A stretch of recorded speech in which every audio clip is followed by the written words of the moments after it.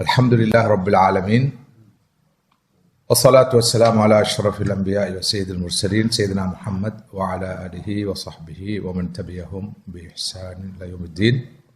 எனது பேரன்புக்கும் பெருமதிப்புக்கும் உரிய சகோதரர்களே சகோதரிகளே ஈமானிய உறவுகளே, அஸ்ஸலாமு அலைக்கும் வரஹ்மத்துல்லாஹி வபரகாத்துஹு. அல்ஹம்துலில்லாஹ் சும்ம அல்ஹம்துலில்லாஹ். இந்த ஆண்டுக்கான நமது காலை மாலை விரிவுரை தொடரின் இறுதி அமர்வாக எனது அமர்வு இன்ஷா அல்லாஹ் அமைய இருக்கிறது. நாளை முதல் இன்ஷா அல்லாஹ் நமது அன்புக்குரிய சகோதரர் நூஹ் மஹதரி அவர்களுடைய வகுப்புகளும் அமர்வுகளும் தொடர இருக்கின்றன.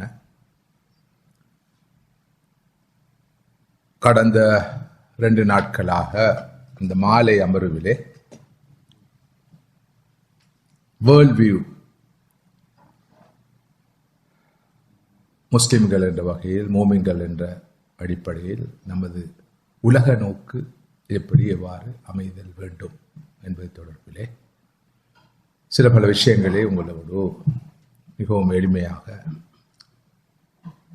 பகிர்ந்து வருகின்றோம்.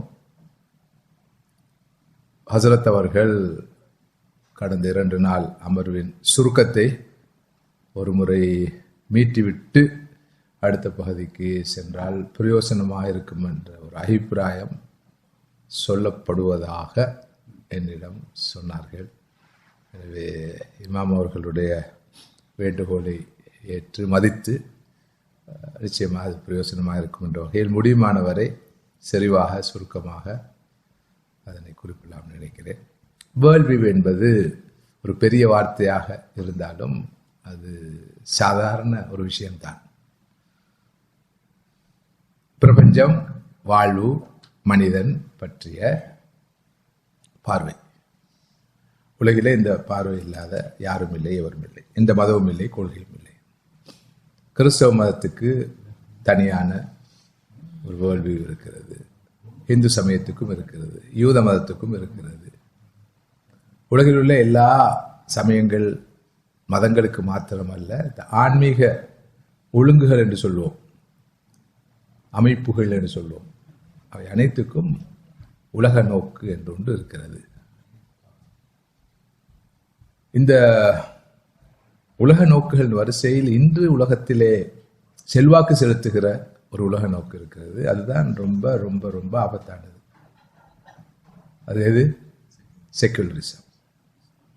இந்த செக்குலரிசம் துடைய சமய சார்பற்ற கொள்கை என்றும் லோகாயுதம் என்றும் லௌகிகவாதம் என்றும் பல வார்த்தைகளில் தமிழில் மொழிபெயர்க்கப்படுகின்ற, ஆனால் எதிர்பார்க்கப்படும் சரியான அந்த புரிதலை தராத அந்த செக்குலரிசம் என்ற அந்த கோட்பாடு கொண்டிருக்கிற உலக நோக்குதான் உலகத்தை வென்று ஆட்டி படைத்துக் கொண்டிருக்கிறது. எந்த ஒரு இளைஞனையும் யுவதியையும் எந்த ஒரு வீட்டையும் அது விட்டு வைத்ததாக இல்லை, எந்த ஒரு நாட்டையும் விட்டு வைத்ததாக இல்லை. எல்லோரும் அந்த பார்வையைத்தான் கொண்டிருக்கிறார்கள். மூத்தவர்களிலும் அந்த செக்யூலிஸ்ட், அந்த லோகாயுத அல்லது சமய சார்பற்ற கொள்கையுடைய உலக நோக்கு செல்வாக்கு செலுத்திக் கொண்டே இருக்கிறது. எனவே செக்குலரிசம் சொல்லும் உலக நோக்கை கண்டிப்பாக புரிய வேண்டும். இன்றைய எஜுகேஷன் சிஸ்டம், எஜுகேஷனில் இருக்கிற curriculum, syllabus, text books, learning materials, modules அடங்கலாக அனைத்திலும் இந்த செக்குலரிசத்துடைய செல்வாக்கு அதிகமாக இருக்கிறது. இப்போ நேற்று பேராசிரியர் நகைபல் அத்தாஸ் அவர்கள், மலேசிய நாட்டை சேர்ந்த தத்துவவியலாளர், இஸ்லாமிய சிந்தனையாளர், மிக மூத்த இஸ்லாமிய அறிஞர், அவர் இந்த செக்குலரிசம் சம்பந்தமாக எழுதியிருக்கிற ஒரு ஆய்வு நூலை உங்களுக்கு அறிமுகப்படுத்தினேன். அந்த ஆய்வு நூலை முடியுமானவர்கள் கண்டிப்பாக வாசிக்க வேண்டும். வாசித்து இந்த கோட்பாட்டின் ஆபத்தை புரிந்து கொண்டால்தான் நாமும் அதிலிருந்து, அதன் செல்வாக்கிலிருந்து நம்மை காப்பாற்றிக் கொள்ள முடியும், அடுத்த தலைமுறையினரையும் காப்பாற்ற முடியும் என்ற விஷயத்தையும் பகிர்ந்து கொண்டேன். எல்லா வகையான உலக நோக்குகள் இருந்தும் வேறுபட்டது, வித்தியாசப்பட்டது இஸ்லாத்துடைய உலக நோக்கு. அதாவது இஸ்லாத்துடைய கொள்கை, இஸ்லாத்துடைய நம்பிக்கை, நமது அகீதா. அந்த நமது அகீதாவை தான், நம்பிக்கை கோட்பாட்டை தான் உலக நோக்கு என்று இந்த காலத்து பாசையில் நாம் குறிப்பிடுகிறோம். அதாவது இந்த உலகத்தை ஒரு மனிதன் எப்படி பார்க்க வேண்டும், வாழ்க்கையை எப்படி பார்க்க வேண்டும், மனிதனை எப்படி பார்க்க வேண்டும்.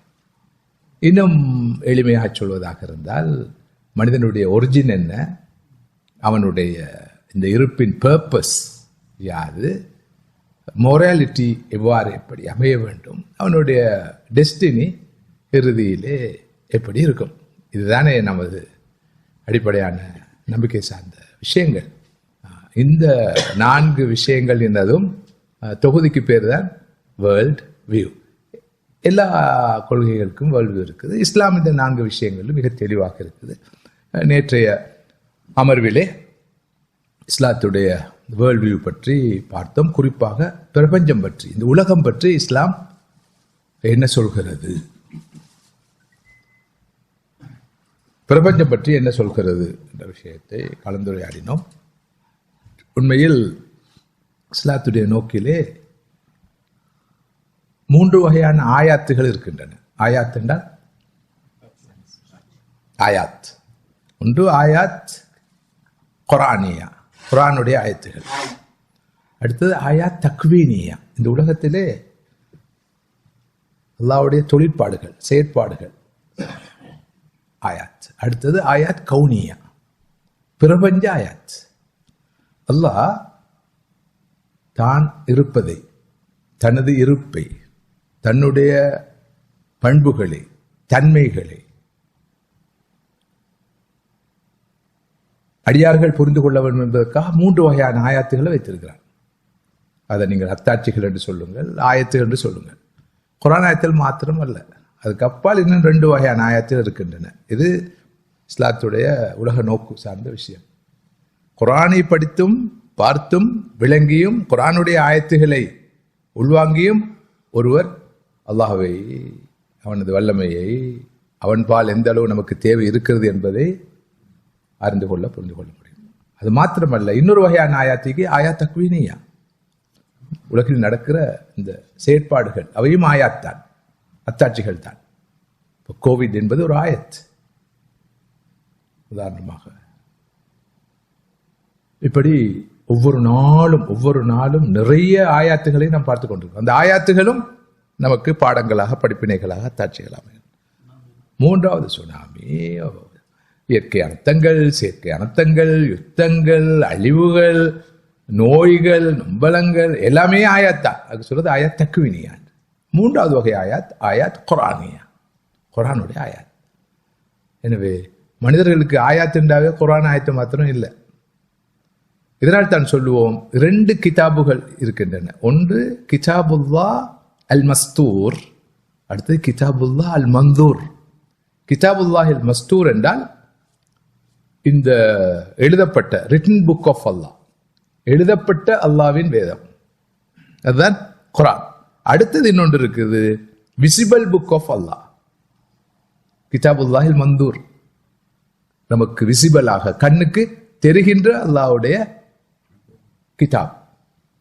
இந்த பிரபஞ்சம் என்பது இந்த ஆயாத் கவுனியாவும் ஆயாத் தக்வீனியாவும் கிதாபுல்லாஹ் அல் மந்தூர், கண்ணால் பார்க்கும் கிதாபுல்லாஹ், அல்லாஹ்வுடைய வேதம். இந்த குர்ஆன் கிதாபுல்லாஹ் அல் மஸ்தூர், ரிட்டன், எழுதப்பட்ட. இந்த 2 கிதாபையும் நாம் பார்க்க வேண்டும், கவனிக்க வேண்டும், அவதானிக்க வேண்டும், வாசிக்க வேண்டும். இதன் மூலமாக மிகச் சரியான வேர்ல்ட் வியூவை நாம் அடைந்து கொள்ளலாம். எப்படியோ நேற்று நாம் பிரபஞ்சம் பற்றிய இஸ்லாத்துடைய பார்வையை பார்த்தோம். இன்னும் 2 பார்வைகள் பார்க்கப்பட வேண்டும். ரொம்ப விரிவாகவும் பார்க்கலாம், சுருக்கமாகவும் பார்க்கலாம். நாம் இடைநிலையில் பார்த்து கொண்டு போகிறோம். இப்போ அடுத்து நாம் பார்க்க போகிறது மனிதன் பற்றிய இஸ்லாத்துடைய பார்வை. கிறிஸ்தவ மதம் மனிதனை எப்படி பார்க்கிறது, இந்து மதம் மனிதனை எப்படி நோக்குகிறது, பௌத்தத்தில் மனிதன் எப்படி சித்தரிக்கப்படுகிறான், யூத மதம் மனிதனை பற்றி என்ன சொல்கிறது என்பதை நாம் பார்க்கிற போது, இஸ்லாம் மனிதனை பற்றி வித்தியாசமான ஒரு பார்வையை கொண்டிருக்கிறது. மனிதன் பற்றிய இஸ்லாத்துடைய பார்வை தனித்துவமானது. யதார்த்தமானது, உண்மையானதும் கூட. இந்த வகையில் முதலாவதாக இஸ்லாத்துடைய மனிதன் பற்றிய பார்வை, அவன் இறைவனால் படைக்கப்பட்டவன், தானாக உருவானவன் அல்ல. இந்த பரிணாம வளர்ச்சியின் அடிப்படையில் வந்தவன் அல்ல. கண்டிப்பாக இந்த உலகத்தை, இந்த பிரபஞ்சத்தை படைத்து பரிபாலித்து ரட்சித்து காப்பாற்றுகின்ற இறைவனால் படைக்கப்பட்டவன். முதலாவது மனிதன் பற்றிய பார்வை. எனவே மனிதன் மஹ்லூக், அவனுக்கு ஒரு ஹாலிக் இருக்கிறான். மனிதன் படைக்கப்பட்டவன், அவனுக்கு ஒரு படைப்பாளன் இருக்கிறான். இது மிகப்பெரிய ஒரு கோட்பாடு இஸ்லாத்துடைய. உதாரணமாக இந்த நிலைப்பாடு பௌத்த மதத்தில் இல்லை. இந்த நிலைப்பாடு செக்குலரிசத்தில் இல்லை, இல்லவே இல்லை. கிறிஸ்தவத்தில் இருக்கிறது குழப்பத்தோடு, யூத மதத்தில் இருக்கிறது மயக்கத்தோடு, இந்து சமயத்திலே எக்கச்சக்கமான மயக்கங்களோடு இருக்குது. இந்த படைத்தல் கடவுள், ஆக்கிற கடவுள், அழிக்கிற கடவுள், எல்லா எத்தனையோ கடவுள் இருக்கிறாங்க.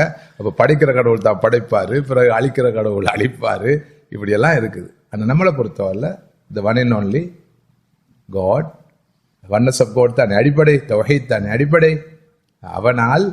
அவன் ஒருவனால் மட்டுமே படைக்கப்பட்டவர்கள் தான் மனிதர்கள். மனிதர்கள் மட்டுமல்ல, எல்லா உயிரினங்களும் ஜீவராசிகளும் அவனால் மாத்திரமே படைக்கப்பட்டது. எனவே மனிதன் ஒரு படைப்பு, படைக்கப்பட்டவன், அவனுக்கு ஒரு படைப்பாளன் இருக்கிறான். இரண்டாவது மிக முக்கியமான இஸ்லாத்துடைய மனிதன் பற்றிய வியூ, முழு பிரபஞ்சத்திலும், இந்த பூமியில் மாத்திரமல்ல, பூமி பந்தில் மாத்திரமல்ல, இந்த முழு பிரபஞ்சத்திலும் மனிதன் தான் உயர்ந்தவன். மனிதன் பாவி அல்ல, செய்த பாவத்தின் விளைவாக மனிதனாக பிறந்தவன் அல்ல. அவன் மிக மிக உயர்ந்தவன். எந்த அளவுக்கு உயர்ந்தவன் என்றால், அவன் இறைவனுடைய பிரதிநிதி, ஹலீஃபா. இன்னி ஜாயிலும் ஃபில் அர்தி ஹலீஃபா. மனிதனுக்கு மிக உயர்ந்த ஒரு அந்தஸ்தை இஸ்லாம் கொடுக்கிறது. இஸ்லாத்துடைய வேர்ல்ட் வியூ, உலக நோக்கிலே மனிதன் மிக உயர்ந்தவனாக பார்க்கப்படுகிறான். எனவே குர்ஆன் சொல்கிறது, வலகத் கர்ரம்னா பனி ஆதம், நாங்கள் ஆதமுடைய மக்களை, மனிதர்களை படைத்து கௌரவித்திருக்கிறோம் என்று அல்லாஹ் சொல்றான். அல்லாஹ் எப்படியெல்லாம் மனிதர்களை கௌரவித்திருக்கிறான் என்பதை நாம் பார்க்க முடியும். முதலாவதாக மனிதனை அல்லாஹ் மிக அழகாக படைத்திருக்கிறான் என்று குர்ஆன் சொல்கிறது. மனிதன் எப்படியெல்லாம் கௌரவிக்கப்பட்டிருக்கிறான். மிருகங்களை விட, தாவரங்களை விட, ஏனைய உயிரினங்களை விட, ஜீவராசிகளை விட மனிதன் மிக உயர்ந்த அந்தஸ்தில் படைக்கப்பட்டிருக்கிறான். அவன் எப்படியெல்லாம் கௌரவிக்கப்பட்டிருக்கிறான் என்பதையும் குர்ஆன் விளக்குகிறது. முதலாவதாக மனிதன் மிக அழகான உருவத்தில் படைக்கப்பட்டிருக்கிறான். அது குர்ஆன் சொல்கிறது அல்லவா, லகத் ஹலக்னல் இன்சான ஃபீ அஹ்ஸனி தக்வீம், நாங்கள் மனிதனை மிக அழகாக படைத்திருக்கிறோம், அஹ்ஸனு தக்வீமாக படைத்திருக்கிறோம் என்று அல்லாஹ் சொல்கிறான்.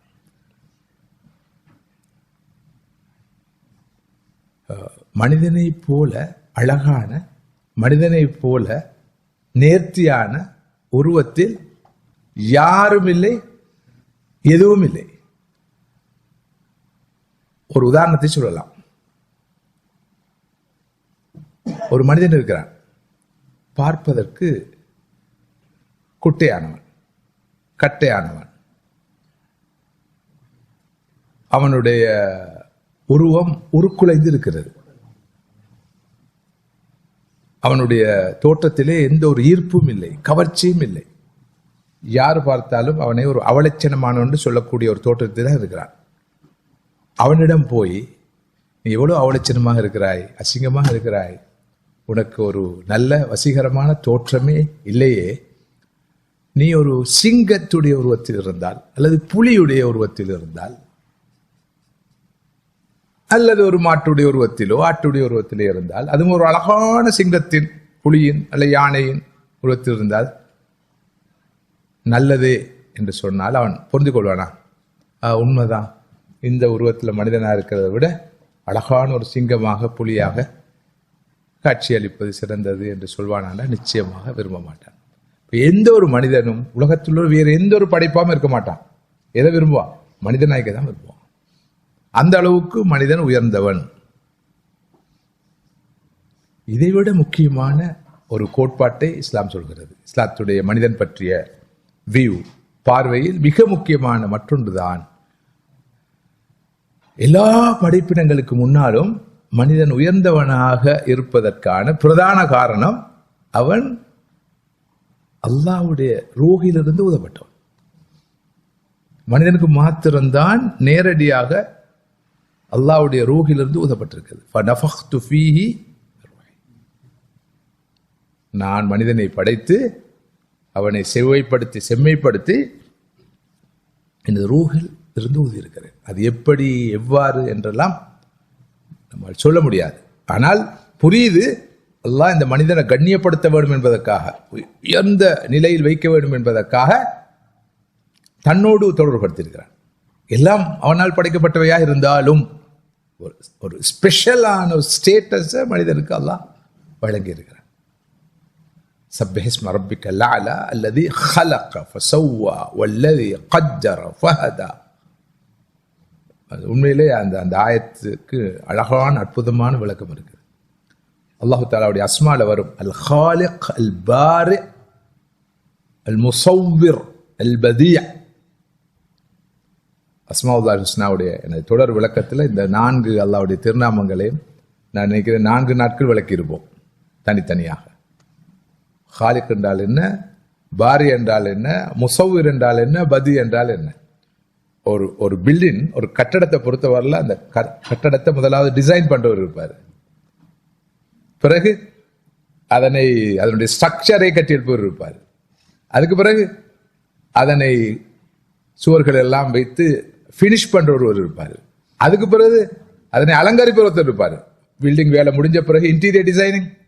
இந்த ஒவ்வொரு திருநாமமும் அல்லாஹ்வுடைய அந்த ஒவ்வொரு தன்மையும் அல்லாஹ் தான் இந்த எல்லா விஷயங்களையும் செய்கிறான்.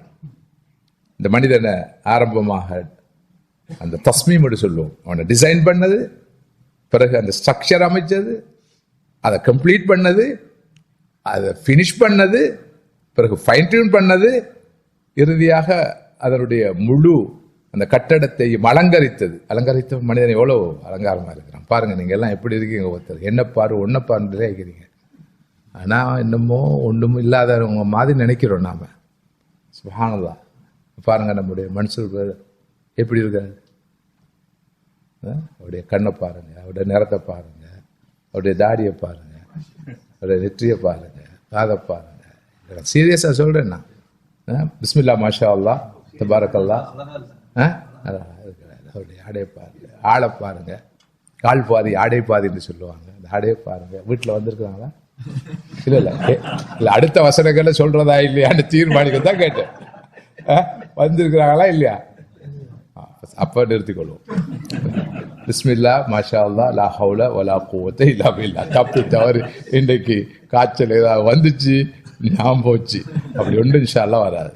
எல்லார்ட்ட துவாவும் இருக்குது. எல்லாரும் பிஸ்மில்லா மாஷா அல்லாஹ்னு சொல்லுங்க. பாருங்க. மப்ரூக் மப்ரூக்.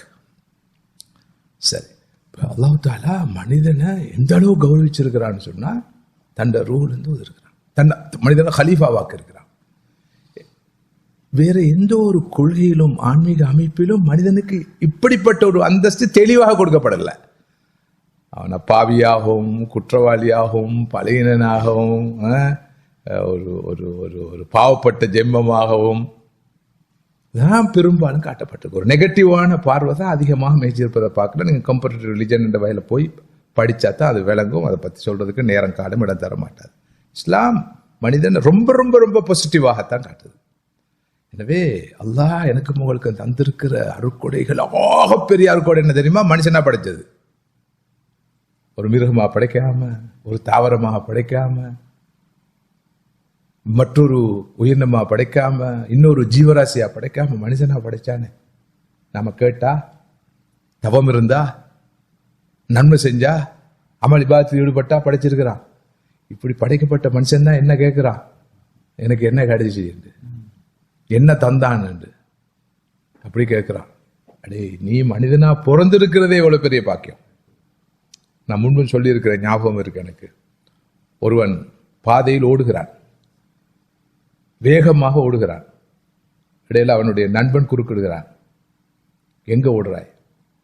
நான் தற்கொலை செஞ்சு கொண்டு போறேன்.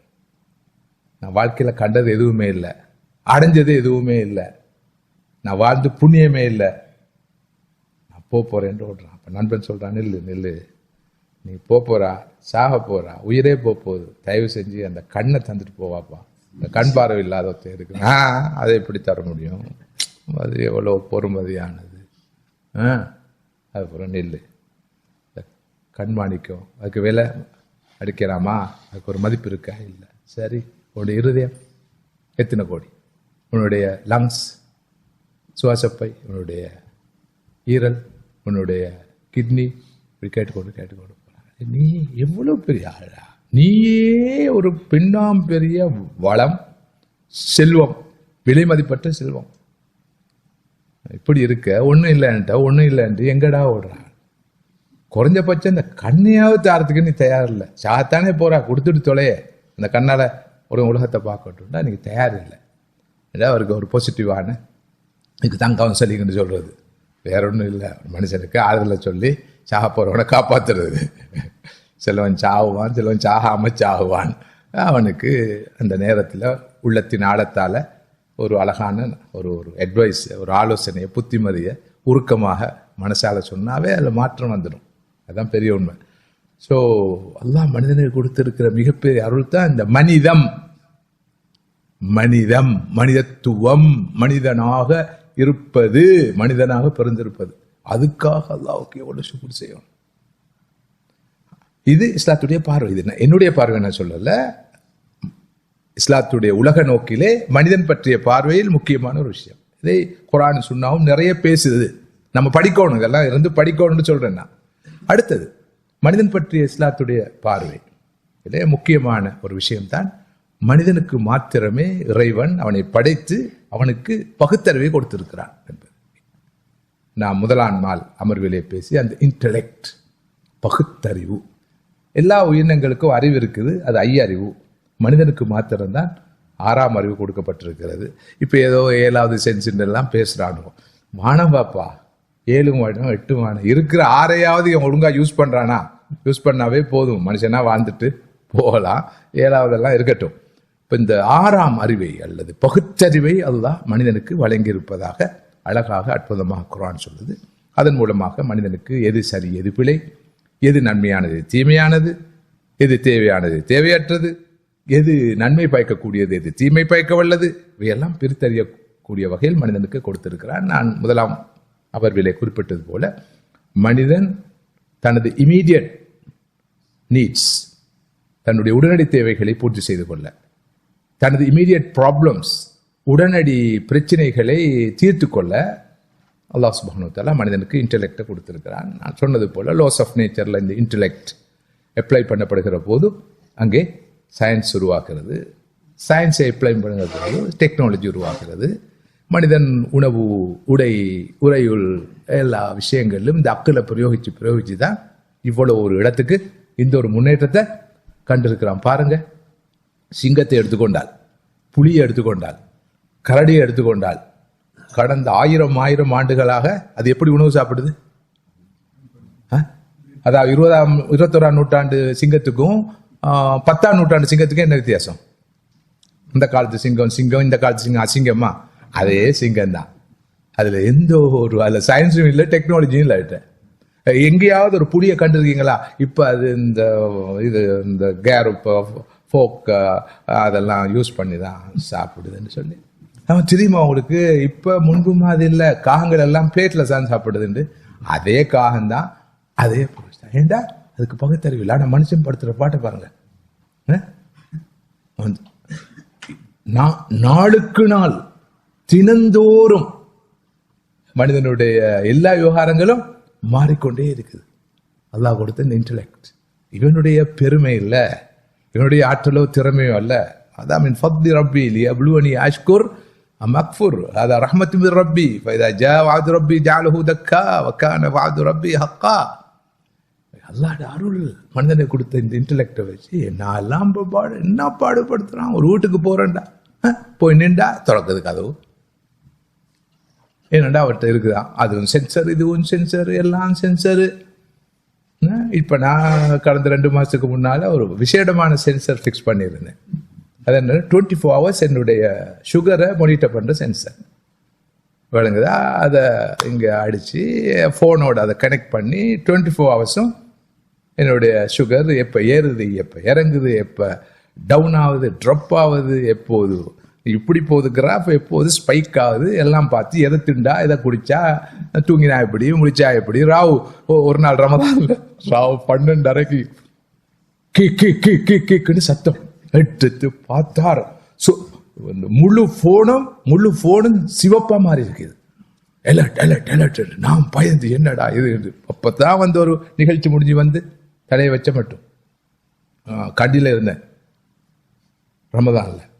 பிறகு பார்த்தா 54க்கு என்னுடைய சுகர் ட்ராப் ஆகுது. பாருங்க எங்க டெக்னாலஜி போயிட்டு. பஹ்ரைன்ல இருந்து டாக்டர் கலீல் ரஹ்மான் கால் பண்றார். சார் அவசரமா ஏதாவது சாப்பிடுங்க. என்ன சுகர் ட்ராப். இன்னொருவர் இங்கே பார்த்து கொண்டிருக்கிறாரு மான்செஸ்டர்ல. அவர் பார்க்கல, அந்த டாக்டர் பார்க்கல, இவர் பார்த்துட்டாரு. சரி, உடனே தங்கி நடம் எல்லா பொருட்களும் இருக்கிற ஒரு அறைன்னு சொல்லுங்களேன், ஹோட்டல் அறை. அதனால டக்குட்டு வயிறு போட்டு அதுக்கப்புறம் கிக்கின்னு ஏறுது. இப்போ அப்போ எத்தனை ஏறிட்டா 75 படுத்தாச்சு. காலைல எலும்பின உடனே மறுவா சஹருக்கு எலும்பி பார்த்தாச்சு. பார்த்து போட்டு குறையா இருந்தா கொஞ்சம் கூட சாப்பிடுறது. கூட சாப்பிடலாம் இல்லையா, ஆனால் ஆல்ரெடி நல்லா ஏறி இருக்குது, சாப்பாட்டை குறைக்கிறது. எங்க போயிட்டு இதெல்லாம் யாருடைய திறமை? அவன் தந்த அக்கள். மனுஷனுக்கு பெருமைப்படுறதுக்கு எதுவும் இல்லை. ஆனா உண்மையிலே பாராட்டணும். இதெல்லாத்தையும் கண்டுபிடிச்சு நம்மளோட பைத்தியக்காரனாக்கணும், பாராட்டணும். அப்படித்தான் 24 மணி நேரம் இதை பார்த்து விளக்குதா அவளுக்கு. Very interesting. ஆனா அதுல ஒரு தகவல் நான் சொல்லணும். வெறும் உணவால மாத்திரம் இல்லை, லைஃப் ஸ்டைல் தீர்மானிக்குது இந்த சுகர் ஏரியாங்கிறத. ஆமா, ஸ்ட்ரெஸ் ஆன நேரத்தில், திங்க் பண்ற நேரத்தில், பிஸியா இருக்கிற நேரத்தில் ஒரு மாதிரியும், ரிலாக்ஸா ஃப்ரீயா இருக்கிற நேரத்தில் மற்றொரு மாதிரியும் தெளிவாக காட்டுது. அதாவது எக்குரேட் தான் விஷயம், உண்மையிலே எக்குரேட் தான், அதை மறுக்கிறதுக்கு இல்லை. ஆனால் அது மாஃபியா பயங்கர வியாபாரம். அப்படி இப்படி இல்லை. ஒரு சென்சர் 2 weeks தான் வேலை செய்யும். ஒரு காட்டிட்டு புதுசா வருவாய் பண்றோம். நல்ல பரக்கத்தான காசு தான். இல்லைங்கதான் என்ன மாதிரி நல்ல வசதியானவங்களை மாத்திரம் தான் யூஸ் பண்ணலாம். உங்களை மாதிரி சாதாரண மக்களால யூஸ் பண்ண முடியாது. அப்படித்தான் வச்சிருக்கிறான். விளங்குதா? என்ன சும்மா நீங்களும் அடே நாமளும் ஒரு சென்சர் வாங்கி பொறுத்துக்கொள்ளணும்லாம் யோசிக்காதீங்க. ஷேக் விளங்குதா அவருக்கு? அல்லாஹு அக்பர். சரி, சில விஷயங்களை நான் கொஞ்சம் தமாசா ஜோவியலா சொல்லுவேன், பிரிச்சு அறிஞ்சு கொள்ளணும் எது சீரியஸ் எது ஜோக்குண்டு. ஹைரன். அடுத்ததாக அல்லாஹ் மனிதனுக்கு கொடுத்திருக்கிற இன்டெலெக்டை பத்தி அல்லாஹ் ரொம்ப பெருமையாக குர்ஆன்ல பேசுறார். ஸல்லல்லாஹு அலைஹி வஸல்லம் அவர்கள் அதனை பெருமையாக சொல்லியிருக்கார். இது அல்லாஹ்வுடைய இன்னொரு அருள், மனிதனுக்கு கிடைத்த அருள் என்று பார்க்கப்படுது. இஸ்லாத்துடைய ஒரு நோக்கு. அடுத்ததாக மலக்கத்துல் பயான்.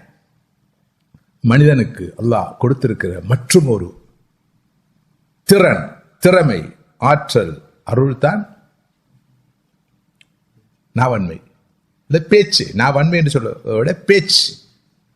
எந்த ஒரு மிருகத்துக்கும் பேச முடியாது.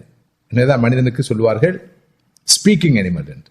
மனிதன் social animal, worshipping animal, speaking animal.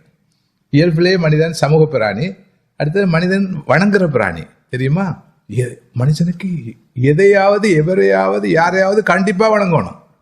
இறைவனை கண்டுகொள்ள தவறினா கண்டிப்பா மரத்தை பிடிப்பான், ஒரு கல்லை பிடிப்பான், எதையாவது ஒன்று பிடிச்சி வணங்குவான். இல்லாட்டி தொழிலை வணங்குவான், இல்லாட்டி காசை வணங்குவான், இல்லாட்டி மனைவியை வணங்குவான், இல்லாட்டி கணவனை வணங்குவான். மனிதனுக்கு வணங்காம இருக்கிறார், யாருக்காவது கும்பிடு போடணும். இஸ்லாம் என்ன சொல்லுது? வணக்கத்துக்குரியவன் அவன் மாத்திரம்தான், அவனை மட்டும் வணங்கு, வேற எதையும் வணங்காது என்று. நான் சொல்ல வந்தது என்னென்றா, மனிதன் வர்ஷிப்பிங் அனிமலாக இருப்பது போல, சோசியல் அனிமலாக இருப்பது போல அவன் ஸ்பீக்கிங் அனிமல். மனிதனுக்கு மாத்திரம்தான் அல்லாஹ் சுப்ஹானஹு வ தஆலா பேச்சை கொடுத்திருக்கிறான். எனவேதான் சூரத்துர் ரஹ்மான்ல அல்லாஹ் இதனை பெரிய ஒரு அருளாக சித்தரிக்கிறான், வர்ணிக்கிறான். அர் ரஹ்மான் அல்லமல் குர்ஆன் ஹலக்கல் இன்சான் அல்லமஹுல் பயான். அல்லாஹ் ரஹ்மான், அவன் அளவற்ற அருளாளன், அன்பாளன், கிருபையுடையவன் என்பதற்கு என்ன சான்று, என்ன அடையாளம்? அல்லமல் குர்ஆன், மனிதனுக்கு குர்ஆனை கற்பித்தான்.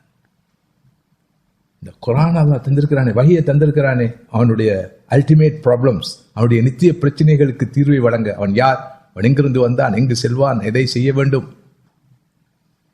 அந்த வகையில் அவனது கேள்விகளுக்கான விளக்கங்களை சொல்ல, அவனுக்கு நேர்வழி காட்ட, அவனை சுவனப்பாதையில் அழைத்து செல்ல அல்லாஹ் அவனுக்கு குர்ஆனை கொடுத்திருக்கிறான். அது அல்லாஹ் ரஹ்மான் என்பதற்கு அடையாளம். இரண்டாவது, ஹலக்கல் இன்சான், மனிதனை அவன் படைத்தான். உண்மையிலே எப்படி வந்திருக்கணும்? அர் ரஹ்மான், அல்லாஹ் மன்னிக்கணும், நான் குர்ஆனுடைய ஆயத்தை புரட்டல, விளங்குறதுக்காக சொல்ற. அர் ரஹ்மான் ஹலக்கல் இன்சான் அல்லமஹுல் பயான். அல்லாஹ் ரஹ்மான், அவன் மனிதனை படைச்சான், அவனுக்கு குர்ஆனை கற்றுக் கொடுத்தான். படிச்ச பிறகு இல்லையா குர்ஆனை கற்பிக்கணும்? இது குர்ஆனை கற்பித்தான், பிறகுதான் அவனை படைத்தான். மனித பிறந்திருப்பதல்ல முக்கியம், மனிதனா பிறந்து அல்லாஹ்வுடைய நேர்வழியை அவன் பெற்றிருக்க வேண்டும், குர்ஆனை பெற்றிருக்க வேண்டும். அப்ப நானும் நீங்களும் இப்ப மனுஷனா பிறந்து இருக்கிறோம். எத்தனை வயசு? 70, 65, 60, 50, 40, 30 அல்ல. அல்லாஹ் உடைய மாபெரும் அருள் தான் அவன்கிட்ட கலாம். இப்ப நான் கேட்கிறேன், எத்தனை பேர் குர்ஆனை சுமந்து இருக்கிறோம்? குர்ஆனை படிக்கிற, விளங்குகின்ற, போதனைகளை உள்வாங்கக்கூடிய அளவுக்கு நம்மளை வளர்த்திருக்கிறோம். இங்கிலீஷ் படிச்சிருக்கிறோம், கோட். ஐடி படிச்சிருக்கிறோம், கோட். இன்ஜினியரிங் படிச்சிருக்கிறோம், நல்லது. மற்றொன்று படிச்சிருக்கிறோம், நல்லது. இன்னொன்று படிச்சிருக்கிறோம், நல்லது. ஆனா அல்லாஹ்வுடைய கலாம் அல் குர்ஆனை சுமந்திருக்கிறோமா, விளங்குறோமா, அதை பார்க்கிறோமா? அல்லாஹ் ரஹ்மான் என்பதற்கு ஒரு அடையாளம், அவன் மனிதனுக்கு அவனை படைத்து அவனுக்கு குர்ஆனை கற்றுக் கொடுத்திருக்கிறான். அடுத்தது என்ன? அல்லமஹுல் பயான்,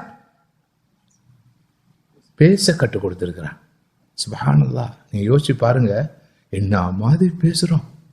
நானே என்ன நினைக்கிறேன், என்ன பேச்சுடா நான் பேசுறேன், பேசுறேன் பேசுறேன் பேசுறேன், முடிவில்லாத பேச்சு. தனியையும் பேசுறேன் போல நான் ஃபீல் பண்றேன். யாரும் இல்லைண்டா சோத்தை பார்த்து பேசுறனோன்னு நினைக்கிற அளவுக்கு பேச்சு. பேச முடியாத மக்களை யோசிச்சு பாருங்க பாப்போம். பிறந்த நாள்ல இருந்து பேச முடியாது. அவனும் வாழ்றான், நாமளும் வாழ்றோம். திடீரென்று பேச முடியாம போனா என்ன நடக்கும்? என்னுடைய ஒரு உறவினர், நான் அறிந்த காலம் முதல் அதிகமா பேசுற ஒருவர். அவர் வெரி டாக்கட்டிவ், சட்ட பாக்ஸ், நல்லா பேசுவார். அப்படி பேசுறதுக்கு திடீரென்று குரல் வலையில் கேன்சர், எடுத்து போட்டாச்சு குரல் வலையை. பேச முடியாது, சகிக்கிற முடியல. பேசினார். பார்க்கும் போதே நமக்கெல்லாம் ரொம்ப பரிதாபமாக இருக்கும், வௌத்தெரிச்சலா இருக்கும், ரொம்ப கஷ்டமா இருக்கு. நல்லா பேசிக்கொண்டு இருந்தவர், அகலப்பா பேசுற மனுஷன். இயற்கையே ஊமையா இருந்தா பரவாயில்ல. பிறகு அல்லாஹ் கொடுத்த இந்த இன்டலெக்ட், அது லாஸ் ஆஃப் நேச்சர் பிரயோகிக்கப்பட்டு சயின்ஸ் உருவாகி, டெக்னாலஜி உருவாகி, இந்த காரணத்தினால ஒரு கருவி கண்டுபிடிக்கப்பட்டிருக்கு. அந்த கருவி இங்கே பொருத்தப்பட்டாச்சு. நான் பல முறை அவரை போய் பார்க்க போனேன். போனால் அஸ்ஸலாமு அலைக்கும் மாமா ஆன் பண்ணுவார் சுவிட்சை. வலைக்கும் அஸ்ஸலாம் வரஹ்மத்துல்லாஹ். ஸ்பீக்கர் பேசும். பிறகு சோமா இருக்கிறீங்களா? சோமா இருக்கிறேன்.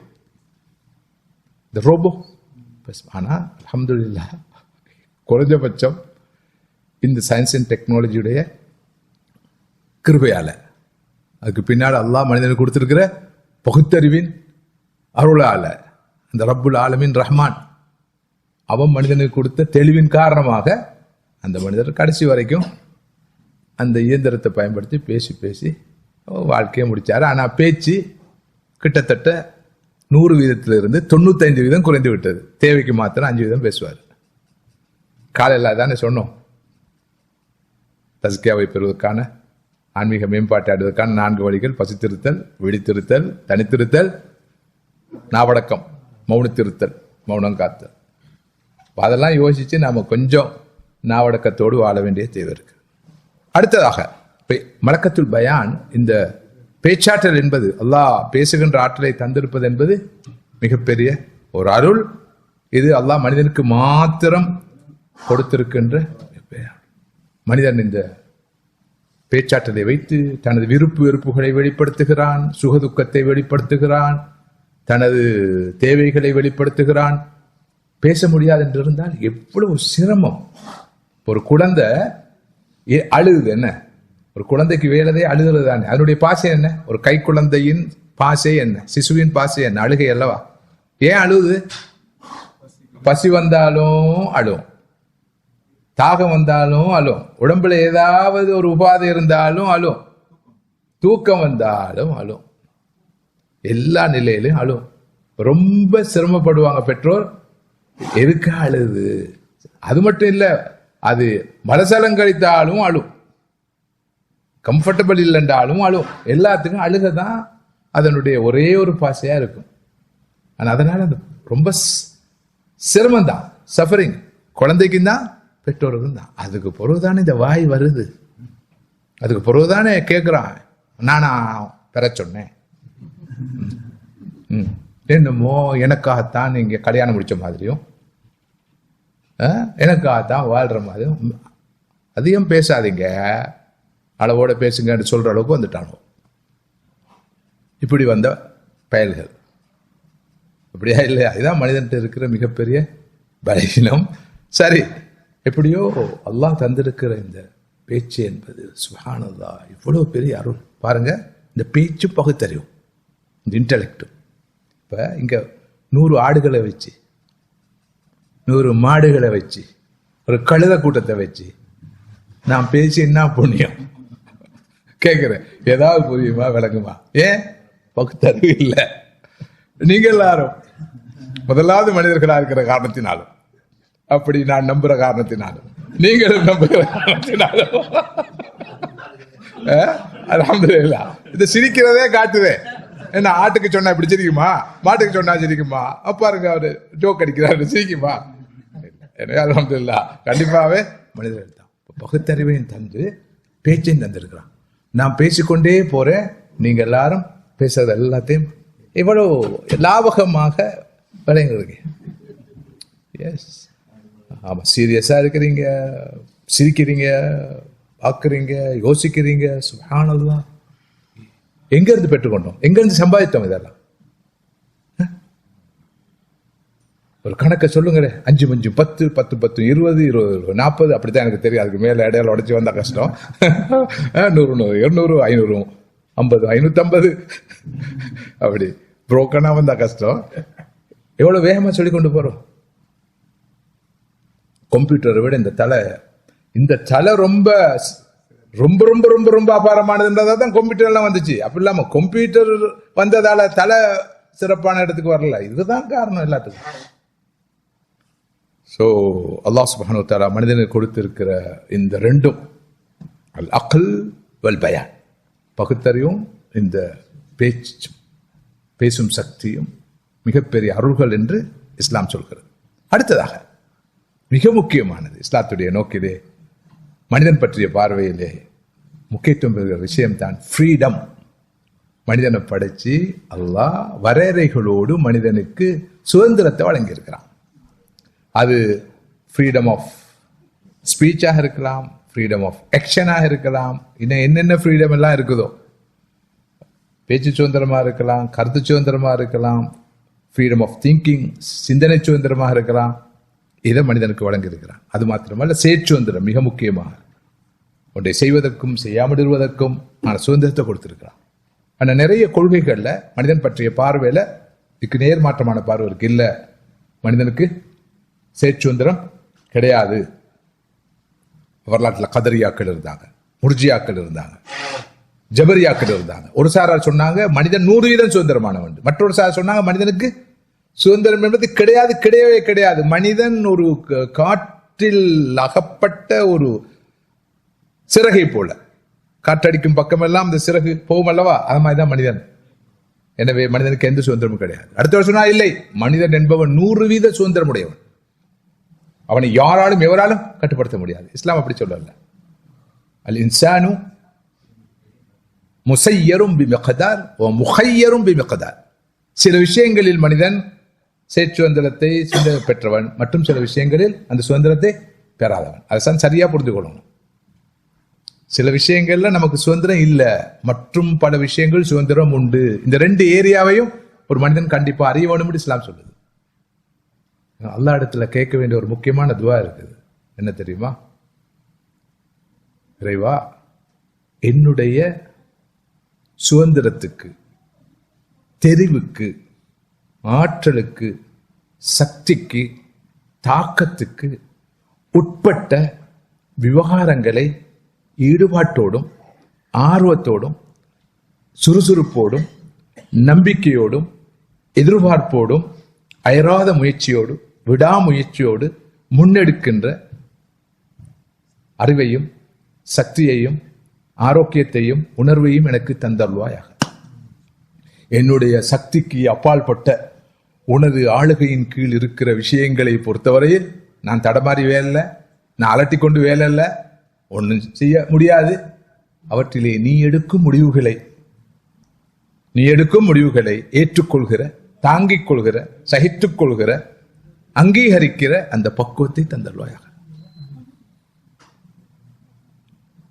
எனவே அந்த வகையில் சகோதரர்களே, சகோதரிகளே, அல்லாஹ் மனிதனுக்கு வழங்கி இருக்கிற முக்கியமான மற்றும் ஒரு அருள் தான் இந்த சிந்தனை சுதந்திரம், சுதந்திரம்.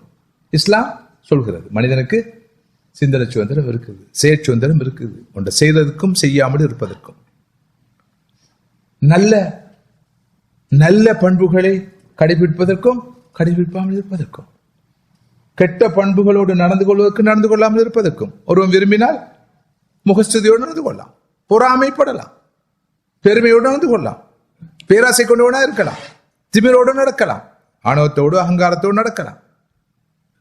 விரும்பினால் பொய் சொல்லலாம், ஏமாற்றலாம், துரோகம் செய்யலாம். மறுபக்கம் அவன் விரும்பினால் அப்படி அல்ல.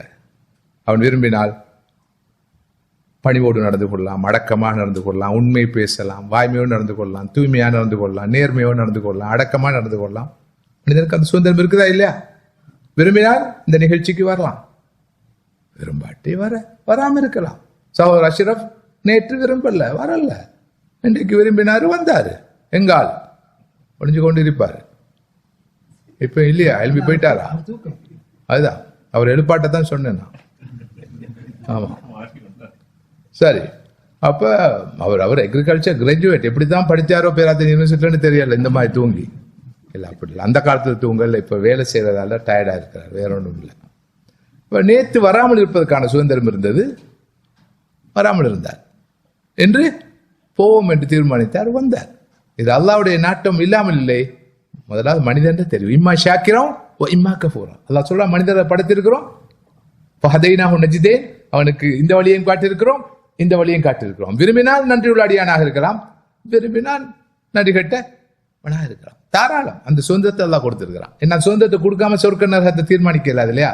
அல்லாவே எல்லாத்தையும் தீர்மானிச்சுட்டு எப்படி அவனுக்கு கூலி கொடுக்கிறது? கூலி கொடுப்பதா இருந்தால் அந்த சுதந்திரம் வழங்கப்படணும். ஆனா பல கொள்கைகள்ல, பல ஆன்மீக அமைப்புகள்ல மனிதனுக்கு இந்த சுதந்திரம் இருப்பது ஏற்றுக்கொள்ளப்படுவது இல்லை. ஆனா நமது தீன் சொல்லுது, மனிதனுக்கு சிந்தனை சுதந்திரம் உண்டு, சுதந்திரம் உண்டு, ஆனால் அதில் கட்டுப்பாடுகளும் உண்டு. இது ரொம்ப ரொம்ப சீரியஸான விஷயம். இந்த கலா கதர் பற்றிய விஷயம் முன்பு நாம் தனியான ஒரு பாடம் நடத்திருக்கிறோம்னு நினைக்கிறேன், கலா கதர் சம்பந்தமா. இருக்குதா? இருக்குது, கலா கதர் சம்பந்தமா. நிறைய பேருக்கு மயக்கமும் குழப்பமும் உள்ள ஒரு தலைப்பு, ஒரு பொருள் தான் இந்த கலா கதிர். எடுத்ததுக்கெல்லாம் அல்லாட நாட்டம் செய்தவே, அவன் நாடினா வருவோம், நாடாட்டி வரமாட்டோம், நீங்க தடமாறி அலட்டி கொண்டு வேலை இல்லை, ஏன் இந்த மாதிரி வற்புறுத்துறீங்க? அவன் நாடணும் இல்லையா? உங்களுக்கு நாடினா போறீங்க, நமக்கு நாடல்ல, நம்ம போகல. இப்படிதான் சொல்லி பெரிய பெரிய லாயர் அவங்க. ஆமா, பெரிஸ்டர். அப்படி அல்ல என்றதுதான் உண்மை. அதை பற்றி நிறையவே நாம் பேசுவோம். ரைட். அடுத்ததாக எந்த துவா? இல்ல இல்ல இல்ல, அது வாரிதான ஸல்லல்லாஹு அலைஹி வஸல்லம் சொன்ன துவா அல்ல. ஸல்லல்லாஹு அலைஹி வஸல்லம் கற்றுத்தந்த துவா அல்ல, சில அறிஞர்களால சொல்லப்பட்டது. அதாவது இஸ்லாத்துடைய இந்த போதனைகளின் ஒளியில வெளிச்சத்துல சொல்லப்பட்ட விஷயம். இப்ப நான் அதனால கொஞ்சம் ஆகர்ஷிக்கப்பட்டது, நல்லா இருக்குது என்ற காரணத்தினால உங்களோட பகிர்ந்து கொண்டேன். ஓதலாம், ஓதாம இருக்கலாம், அப்படியும் இல்ல இல்ல இல்ல இல்ல இல்ல இது இல்ல, இல்லவே இல்லை. நல்லது, நீங்க கேட்டது நல்லது. இல்லாட்டி தேடுவாங்க போய் ஹிஸ்னுல் முஸ்லிம்ல, இல்லையா? அதை தேடாதீங்க, கிடைக்காது. குட். அடுத்ததாக மனிதன் பற்றிய இஸ்லாத்துடைய முக்கியமான மற்றொரு பார்வை, மனிதனுக்கு அல்லாஹ் இது எல்லா அருளையும் கொடுத்திருக்கிறான், இல்லையா? இப்ப நேற்று நான் சொன்னேன், ஒவ்வொரு அருளும் அமானிதம். ஒவ்வொரு அருளும் அமானிதம். ஆயுள் ஒரு அருள், அது ஒரு அமானிதம். இளமை ஒரு அருள், அது ஒரு அமானிதம். ஆரோக்கியம் ஒரு அருள், அது ஒரு அமானிதம். அறிவு ஒரு அருள், அது ஒரு அமானிதம். பொருட்செல்வம் ஒரு அருள், அது ஒரு அமானிதம். இது போல மனிதன் பிறந்திருப்பது ஒரு அருள், அது ஒரு அமானிதம். இந்த அக்கலை பெற்றிருப்பது ஒரு அருள், அமானிதம். அக்கல்லையும் 3 வகையான அக்கள் இருக்கு. சராசரி அக்களை பெற்றவங்க இருக்கிறாங்க, குறைந்த அக்களை பெற்றவங்க இருக்கிறாங்க, நல்ல மீத்திறன் கொண்டவர்கள் இருக்கிறாங்க. அப்படியா இல்லையா? ஒரு விஷயத்தை நான் விளக்கும் போது ஒரே மாதிரியா விளங்குவோம். 100 வீதம், 90, 60, 5 வீதம் விளங்குறோன்னு இருப்பான். பெரும்பாலும் 0க்கள் இருக்க மாட்டாங்கன்னு நினைக்கிறேன். இருந்தா அவங்க இந்த கூட்டத்தில் வர மாட்டாங்க, அடுத்த கூட்டத்துக்கு போயிடுவாங்க. மனித இனத்தில் இருக்க மாட்டாங்க. ஸோ அதுல கூட அந்த அக்களை அல்லாஹ் தந்திருக்கிறான். பிறகு பேசக்கூடிய அந்த ஆற்றலை தந்திருக்கிறான். இதெல்லாம் அருள்கள். அருள்கள் அல்லாஹ் தந்துட்டு சும்மா விடல. அதுக்கு பிறகு ஒவ்வொரு அருளும் அமானிதம், இல்லையா? மனிதன் சிலதை அல்லாஹ் எதிர்பார்க்கிறான். மனிதன் முக்கல்லஃப். இப்ப முக்கல்லஃப் இவை எல்லாவற்றையும் கொடுத்து அல்லாஹ் மனிதனிடம் சிலதை எதிர்பார்க்கிறான். அதான் முக்கியமானது. சில விஷயங்கள் எதிர்பார்க்கறதுக்கு நாங்கள் முக்கல்லஃப்னு சொல்லுவோம். அவன் நிறைவேற்ற வேண்டிய கடமைகள் உண்டு. உரிமைகளை பெற்ற மனிதன் கடமைகளை நிறைவேற்ற வேண்டும். அல்லாஹ்விடமிருந்து இந்த அருள்களை பெற்ற மனிதன் அமானிதங்களை நிறைவேற்ற வேண்டும். குர்ஆன் அதை சொல்கிறது அல்லவா? என்ன சொல்கிறது? அமானிதத்தை நாங்கள் மலைகளுக்கு சுமத்தினோம், ஏனைய படைப்புகளுக்கு சுமத்தினோம், எல்லா படைப்பினங்களும் சுமக்க முடியாது என்று சொல்லிவிட்டன. நம்மால முடியாது, நம்மகிட்ட அது ஒன்றும் இல்லை. இந்த அமானித சுமக்கக்கூடிய அறிவோ ஆற்றலோ கிடையாது. மனிதன் மாத்திரம்தான் சுமந்தான் என்று குர்ஆன் சொல்லுது அல்லவா? எனவே நீங்கள் அமானிதத்தை சுமந்திருக்கிறோம். وكل إنسان ألزمناه طائره في عنقه ونخرج له يوم القيامة كتابا يلقاه منشورا. ஒவ்வொரு மனிதனுடைய செயல் குறிப்பையும் அவனுடைய கழுத்திலே நாங்கள் மாட்டி இருக்கிறோம். கியாமத் நாளிலே அவனுக்காக ஒரு ஏட்டை நாங்கள் வெளிப்படுத்துவோம். திறக்கப்பட்ட நிலையிலே அதனை அவன் பெற்றுக்கொள்வான். குர்ஆன் சொல்லுது. மனிதனுக்கு, ஒவ்வொரு மனிதனுக்கும் ஒரு செயல் குறிப்பு இருக்குது. இந்த அருள்களை வைத்து என்ன செய்தான் என்பது அங்க அந்த பட்டோலையில் பதியப்படும். அது அவன் கழுத்துல மாட்டப்பட்டு இருக்குது. நாளை மறுமையில அல்லாஹ் தஆலா ஒரு திறந்த புத்தகமாக அதனை வெளிப்படுத்துவான். வெளிப்படுத்தி என்ன சொல்லுவான்? இக்ரா கிதாபக். அவனோட புஸ்தகம் திறந்திருக்குது. வாழ்க்கையிலே புஸ்தகத்தை தொடாதவனுக்கும் ஒரு புஸ்தகம் இருக்குத. நீங்க எல்லாரும் புத்தகம் எழுதி கொண்டு இருக்கிறீங்க. நூஹ் மஹலரி மட்டும் இல்ல, அவர் மட்டும் எழுத்தாளர்னு சொல்றோம். ஒவ்வொரு மனுஷனும் இரவு பகலா எழுதுறான். ஒவ்வொருத்தரும் 1000 பக்கங்கள் எழுதியிருப்பாங்க. நான் இது மிகைப்படுத்தி சொல்றது இல்லை. நாம் எல்லோரும் புத்தகம் எழுதி கொண்டிருக்கிறோம். பெண்ணாம் பெரிய என்சைக்ளோபீடியா அளவுக்கு பல பாகங்களை கொண்ட புஸ்தகம். கிதாப் கிதாப் குர்ஆன் சொல்லுது. கிதாப், இந்த புத்தகம் நாளை மறுமையில் ஒவ்வொருவருக்கு முன்னாலும் உன்னுடைய புத்தகம். இக்ரா கிதாபக், நீ எழுதின புத்தகத்தை வாசி. என்ன அந்த புத்தகம்? நாளாந்தம் ஆயுள் பூராவும் நாம் சிந்தித்த விஷயங்கள், செய்த விஷயங்கள், பார்த்த விஷயங்கள், கேட்ட விஷயங்கள் எல்லாம் லா யுகாதிரு சகீரத்தம் வலா கபீரத்தன் இல்லா அஹ்சாஹா.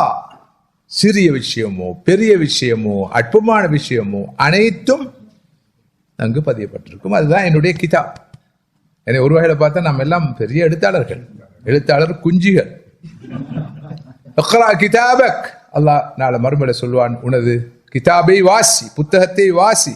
கஃபா பினஃப்ஸிகல் யௌம அலைக ஹஸீபா, இன்று உனக்கு எதிராக உன்னுடைய ஆத்மாவே கணக்கு பார்க்கும் அதிகாரியாக இருக்க போதுமானது.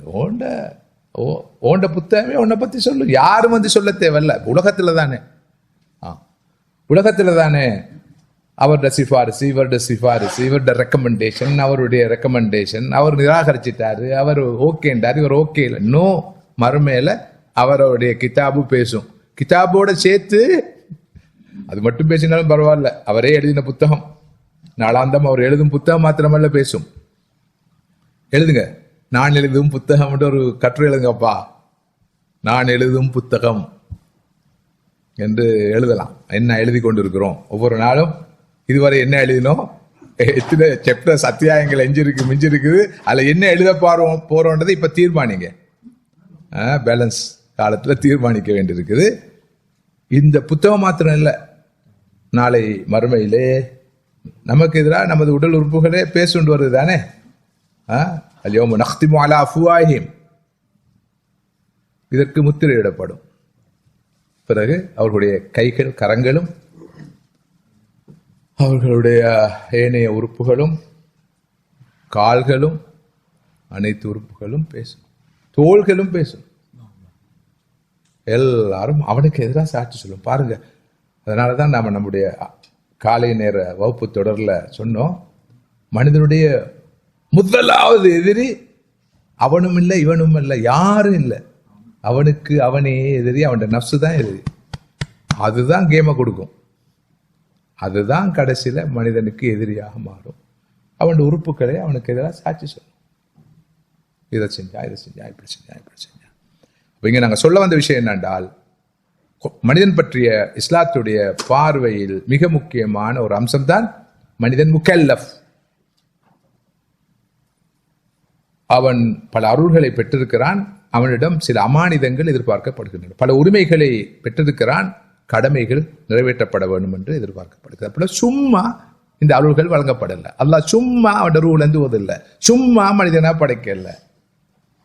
வீணாக அல்லாஹ் மனிதனுக்கு அக்களை கொடுக்கல, வீணாக மனிதனுக்கு இந்த பேச்சை கொடுக்கல. இதெல்லாம் கொடுத்து ஒரு எதிர்பார்ப்பு இருக்குது.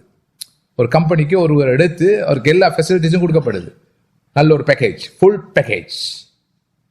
உனக்கு அக்கமடேஷன், ரெசிடென்ஸ், பிள்ளைகளுக்கெல்லாம் free education, health free, higher studies பண்ணலாம், அது ஃப்ரீ. இதெல்லாம் உனக்கு தர இருக்கா? எல்லாம் கொடுத்து அடிமைச்சீட்டு எழுது செய் சொல்வானா இல்லையா? செய்யாத போது என்ன செய்வான்? வச்சுக்கொண்டு இல்லவாப்பா நீ இருவாப்பா அனுபவி ராஜா அனுபவி என்று விடுவானா? சீட்டை கிழிச்சிடுவான். இங்க கிளிப்பட்டா பரவாயில்ல, அங்க கிளிப்பட்டா கிளிப்பட்டு போயிடும். செகண்ட் சான்ஸ் கிடையாது. எனவே சும்மா இல்லை, இதுக்கு பின்னால நோக்கம் இருக்கு. அஃபஹஸிப்தும் அன்னமா ஹலக்னாக்கும் அபஸா வ அன்னக்கும் இலைனா லா துர்ஜஊன். நீங்கள் வீணாக படைக்கப்பட்டிருக்கிறீர்கள், விளையாட்டுக்காக படைக்கப்பட்டிருக்கிறீர்கள், சும்மா படைக்கப்பட்டு நினைக்கிறீர்களா? நம் பக்கம் மீண்டு வர மாட்டீர்கள் என்று நினைக்கிறீர்களா என்று அல்லாஹ் கேட்கிறான் அல்லவா? எனவே ஒவ்வொரு அருளும் அமானிதம், ஒவ்வொரு அருளும் சோதனை. அந்த அருள் பற்றி நாம் விசாரிக்கப்படுவோம். அதனாலதான் அது எல்லோருக்கும் தெரிஞ்ச ஹதீஸ், நாளை மறுமையில மஹ்ஷர்ல 4 பெரும் வினாக்கள், கேள்விகள் கேட்கப்படும் அல்லவா?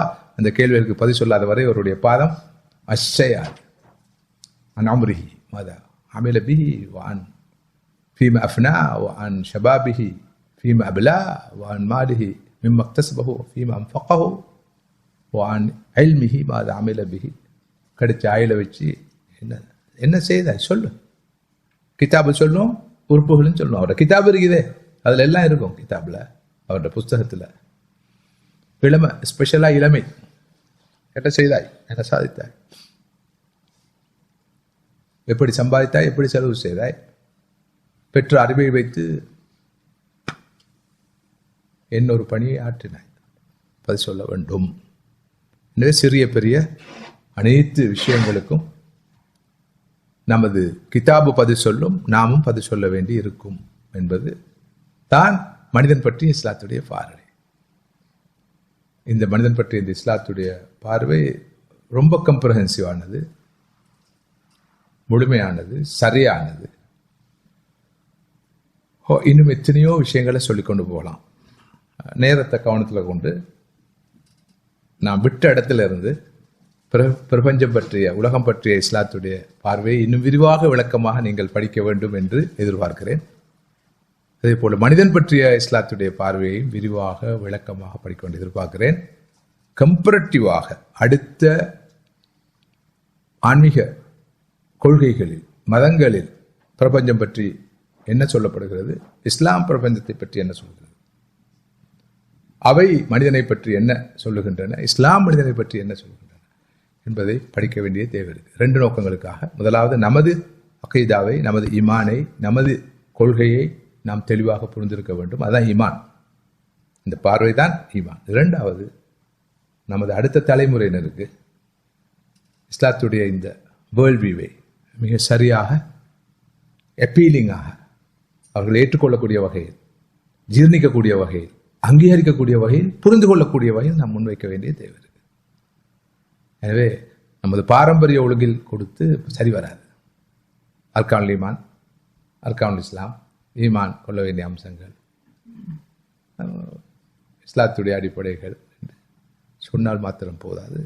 இவற்றை சயின்டிஃபிக்கலி, லாஜிக்கலி, இன்டலெக்சுவலி அழகாக அவர்களுக்கு முன்வைக்க வேண்டிய அவசியம் இருக்குது என்ற வகையிலையும் நாம் படிக்க வேண்டிய தேவை இருக்கு. நமது வாழ்க்கைக்கும் நமது தவா பணிக்கும் இந்த பார்வை தேவை. இப்போது உங்களுக்கு ஒரு இடைவேளை வழங்கப்படுகிறது. 10 நிமிடங்கள் இன்ஷா அல்லாஹ். இடைவேளையை தொடர்ந்து மீண்டும் சந்திப்போம். அஸ்ஸலாமு அலைக்கும். இஸ்லாத்துடைய வேர்ல்ட் வியூ, பிரபஞ்சம், மனிதன் வாழ்வு பற்றிய இஸ்லாத்துடைய நோக்கு, பார்வை எப்படிப்பட்டது? ஏனைய மதங்கள், கொள்கைகளுடைய உலக நோக்குகளில் இருந்து இஸ்லாத்துடைய உலக நோக்கு எப்படி எவ்வாறு வேறுபடுகிறது, வித்தியாசப்படுகிறது என்பதை பார்த்துக்கொள்வோம். இது நமது நம்பிக்கையோடு சம்பந்தப்பட்ட, ஈமானோடு சம்பந்தப்பட்ட, அகீதாவோடு சம்பந்தப்பட்ட விஷயம். இதுவரை உலகம் பற்றிய, பிரபஞ்சம் பற்றிய இஸ்லாத்துடைய பார்வையை சுருக்கமாக கலந்தார். அடுத்து மனிதன் பற்றிய இஸ்லாத்துடைய பார்வையை சுருக்கமாக கலந்தார். மனிதனை பற்றி நிறைய விஷயங்கள் சொல்லலாம், இஸ்லாத்துடைய பார்வை விளக்கலாம், நேரம் இடம் தர மாட்டாது. இப்போது வாழ்வு பற்றிய, இந்த உலக வாழ்வு பற்றிய இஸ்லாத்துடைய பார்வை என்ன? மனிதனுடைய ஒரிஜின், அவனுடைய பர்பஸ், இடையில மோராலிட்டி என்ற ஒரு பகுதியும் உண்டு. அதை நாம் இங்கு ஹைலைட் பண்ணல, வெளிச்சம் போட்டு காட்டல. ஃபைனலாக டெஸ்டினி, அவனுடைய முடிவு. இந்த 3 விஷயங்கள் பற்றிய தீனுடைய பார்வை சரியாக, முழுமையாக, மொத்தமாக நாம் தெரிந்து வைத்திருக்க வேண்டும். அப்போதுதான் உண்மையான முஸ்லீமாக, மூமினாக இருக்க முடியும். இதுதான் நமது ஈமான், நம்பிக்கை, அகீதா, கொள்கை. உலக வாழ்க்கையை பொறுத்தவரையில் உலக வாழ்க்கையை பற்றி இஸ்லாம் என்ன சொல்கிறது?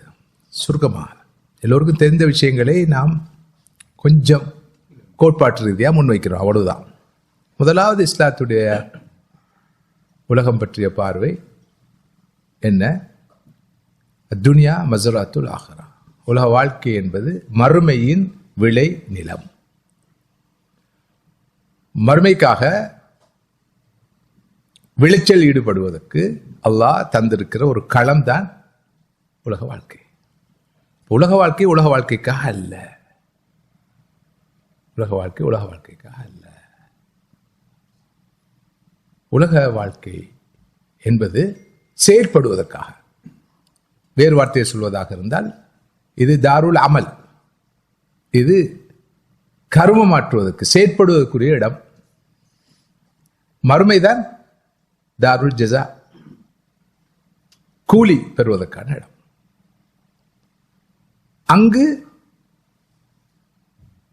அமல் செய்வதற்கு, செயற்படுவதற்கு சந்தர்ப்பம் இல்லை. இங்கு செய்த செயலுக்கான கூலியை எதிர்பார்க்கலாகாது. கூலி கிடைக்கும், கிடைக்காம இருக்கும், குறைவாக கிடைக்கும், கூடுதலாக கிடைக்கும். ஆனா கண்டிப்பா கட்டாயமா நிறைவாக மறுமையில தான் கிடைக்கும். எனவே இந்த உலக வாழ்க்கையை கிடைத்திருக்கிற ஆயுள உச்ச நிலையில் மேக்சிமம் நற்காரியங்கள் செய்வதற்கு, நல்லமல்கள் செய்வதற்கு நாம் பயன்படுத்த வேண்டும். இதுதான் உலக வாழ்க்கை பற்றிய இஸ்லாத்துடைய பார்வை. மேக்சிமம் அதற்கான முயற்சியில் ஈடுபட வேண்டும். குல்லு நஃப்ஸி தாயிகத்துல் மௌத் வ இன்னமா துவஃபௌன உஜூரக்கும் யௌமுல் கியாமா ஃபமன் ஸுஹ்ஸிஹ அனின் நார் வ உத்கிலல் ஜன்னத ஃபகத் ஃபாஸ் வமல் ஹயாத்துத் துன்யா இல்லா மதாஉல் குரூர். எல்லா மனிதனும் கண்டிப்பாக மௌத்தை அனுபவிக்க வேண்டும். ஒவ்வொரு ஆத்மாவும் மௌத்தை சுவைத்தே ஆக வேண்டும். உங்களுக்கு உரிய கூலி மறுமையில்தான் நிறைவாக கிடைக்கும், உலகில் அல்ல. யார் நரகிலிருந்து விடுவிக்கப்பட்டு சுவனம் நுழைவிக்கப்படுகிறாரோ அவரே வெற்றி பெற்றவர் ஆவார். உலக வாழ்க்கை என்பது மதிமயக்கக்கூடிய தற்காலிக இன்பமே அல்லாமல் வேறு இல்லை. குர்ஆனுடைய வசனம் தெளிவாக இந்த உலக வாழ்க்கையை நமக்கு சித்தரிக்கிறது. எனவே இது செயற்படும் இடம், செயற்படும் இடம், காரியமாற்றும் இடம், அது கூலி பெறும் இடம். இங்கு கூலி எதிர்பார்க்க கூடாது, அங்கு செயற்படுவதற்கான வாய்ப்பு கிடைக்கும் எதிர்பார்க்க முடியாது. சில போது நாம் இங்கு செயற்படுவோம், இங்கே கூலி எதிர்பார்த்து கிடைக்காத போது பாருங்க, இவ்வளவு நாள் தொழுது என்ன கண்டோம், நோம்பு பிடிச்ச என்ன கண்டோம், நாமளும் அவங்க சொல்றதுக்காக போய் பார்த்தோம், இருந்ததை இழந்தோன்னு சொல்றோன்னு இருக்கிறான். இருந்ததை இழப்பாய், இல்லாதை பெறுவாய், பெறாமல் இருப்பாய். ஆனால் இங்கு உனது எஃபர்ட்ஸுக்கான அந்த ரிசல்ட்ஸை, பெறுபேரை நீ எதிர்பார்க்க ஆகாது. கிடைக்கும், சில போது அல்லாஹ் கொஞ்சமா கொடுப்பான், குறைவாக கொடுப்பான், சில போது கொடுக்க மாட்டான். இங்க கிடைக்காத போது அங்கு நிறைவாக கிடைக்கும், மொத்தமாகவும் சில்லறையாகவும் கிடைக்கும். சில நேரம் இங்க கிடைச்சா அங்க குறையறதுக்கு சான்சஸ் இல்லாமல் இல்லை. மற்ற சில போது இங்கு நிறைவாக கிடைச்சு அங்கு நிறைவாக கிடைக்கும். அது ரப்புல் ஆலமீன் அல்லாஹ் மாலிக் யௌமித்தீன் தீர்மானிக்கிற விஷயம். அதை பற்றியெல்லாம் நமக்கு பேசுறதுக்கு அதிகாரமோ உரிமையோ கிடையாது. ஆனால் ஒரு பெரிய உண்மை, இந்த உலக வாழ்க்கை என்பது மறுமையின் விளை நிலம்.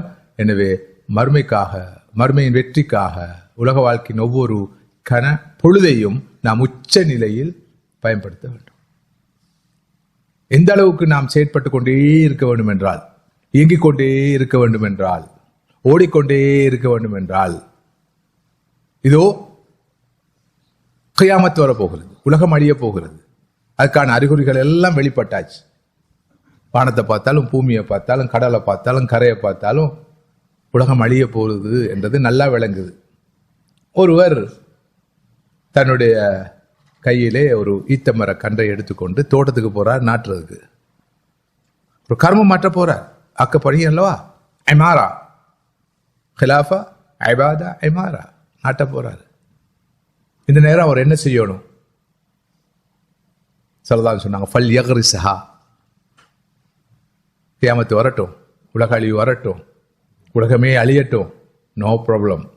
நீ அந்த நேரத்தில் செய்ய வேண்டிய நற்காரியம் அந்த கன்றை, அந்த பயிரை நடுவதுதான். நடு, நடட்டும். எனக்கு ஞாபகம் இருக்குது, தவா சென்டர் அந்த பக்கம் இருக்கும்போது, அந்த சிறிய அறையில் இருக்கும்போது ஒரு நிகழ்ச்சி, பப்ளிக் ப்ரோக்ராம், இப்படியான ஒரு நிகழ்ச்சி. அதில் முஸ்லீம் சகோதரர்கள் தானே வளமையாக வருவாங்க. ஒரு 1 or 2 தமிழ் சகோதரர்கள் வந்தாங்க. அன்றைய நாளில் வந்தாங்க. மாநாடு அல்ல, சாதாரண நிகழ்ச்சியில். இந்த ஹதீஸை ஏதோ ஒரு தலைப்பில் நான் விளக்கும் போது மேற்கோள் காட்டி ஹதீஸை சொல்றதுக்கு முன்னால கேட்டேன், உலகம் அழிய போகுது, யுக முடிவு வரப்போகுது. இந்த கட்டத்தில் ஒருவர் தனது கையில் ஒரு பயிரை வைத்திருக்கிறார், அதை நடுவதற்காக போகிறார். அந்த நேரம் செய்தி வருது உலகம் அழிய போகுது என்று, அல்லது பார்க்கிறார். இந்த நேரத்தில் அவர் என்ன செய்ய வேண்டும் என்று கேட்டேன். அப்ப நம்ம ஆள் சொன்னாரு, உடனடியாக சுஜூத்தில் விழணும், தௌபா செய்யணும், இஸ்திக்ஃபார் செய்யணும், பக்கத்தில் உள்ள பள்ளிக்கு ஓடி போய் மேராபுல போய் தலையை உருட்டணும், யாருக்கெல்லாம் குத்தங்கள் செஞ்சோமோ அவங்ககிட்ட போய் மன்னிப்பு கேட்கணும், இப்படி சொல்லிக்கொண்டு போறாங்க. அங்கிருந்த ஒரு ஹிந்து சகோதரர், ஒரு மூத்த சகோதரர், யாருன்னு எனக்கு ஞாபகம் இல்லை, அப்படியா, அவர் சொன்னாரு, அவரா சரி, அவர் சொன்னாரு, அம்மா கோயிலுக்கு போய் வணங்கணும், கடவுளை வணங்கணும், பிரார்த்தனையில் ஈடுபடணும் அப்படின்னு சொன்னார். எல்லாரும் கிட்டத்தட்ட ஒரே விஷயத்த வித்தியாசமான வார்த்தைகள்ல சொன்னாங்க.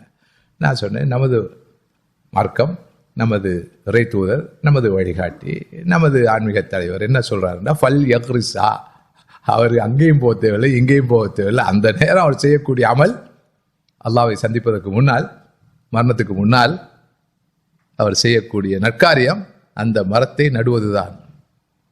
எப்படிப்பட்ட அற்புதமான மார்க்கம் என்று சென்று பாருங்க. ஆனா நான் நினைக்கிறேன், யார்கிட்டையுமே இந்த பார்வை இல்லை. ரசூலுல்லாஹி ஸல்லல்லாஹு அலைஹி வஸல்லம் அப்படி சொன்னாலும், ஆதாரபூர்வமான சஹீஹான நம்பகமான ஹதீஸ், இது எவ்வளவுதான் சொன்னாலும் அந்த நேரத்தில் மரம் நாட்டுறது, நான் பைத்தியண்டா, துனியா தாரி, அச்சமா போ தூக்கி, இப்பயே மரம் நாட்டுறதுக்கு உருப்பட்ட மாய் தாண்டு சுஜிதான் விழுவோம். அப்படி மார்க்கம் சொல்லல.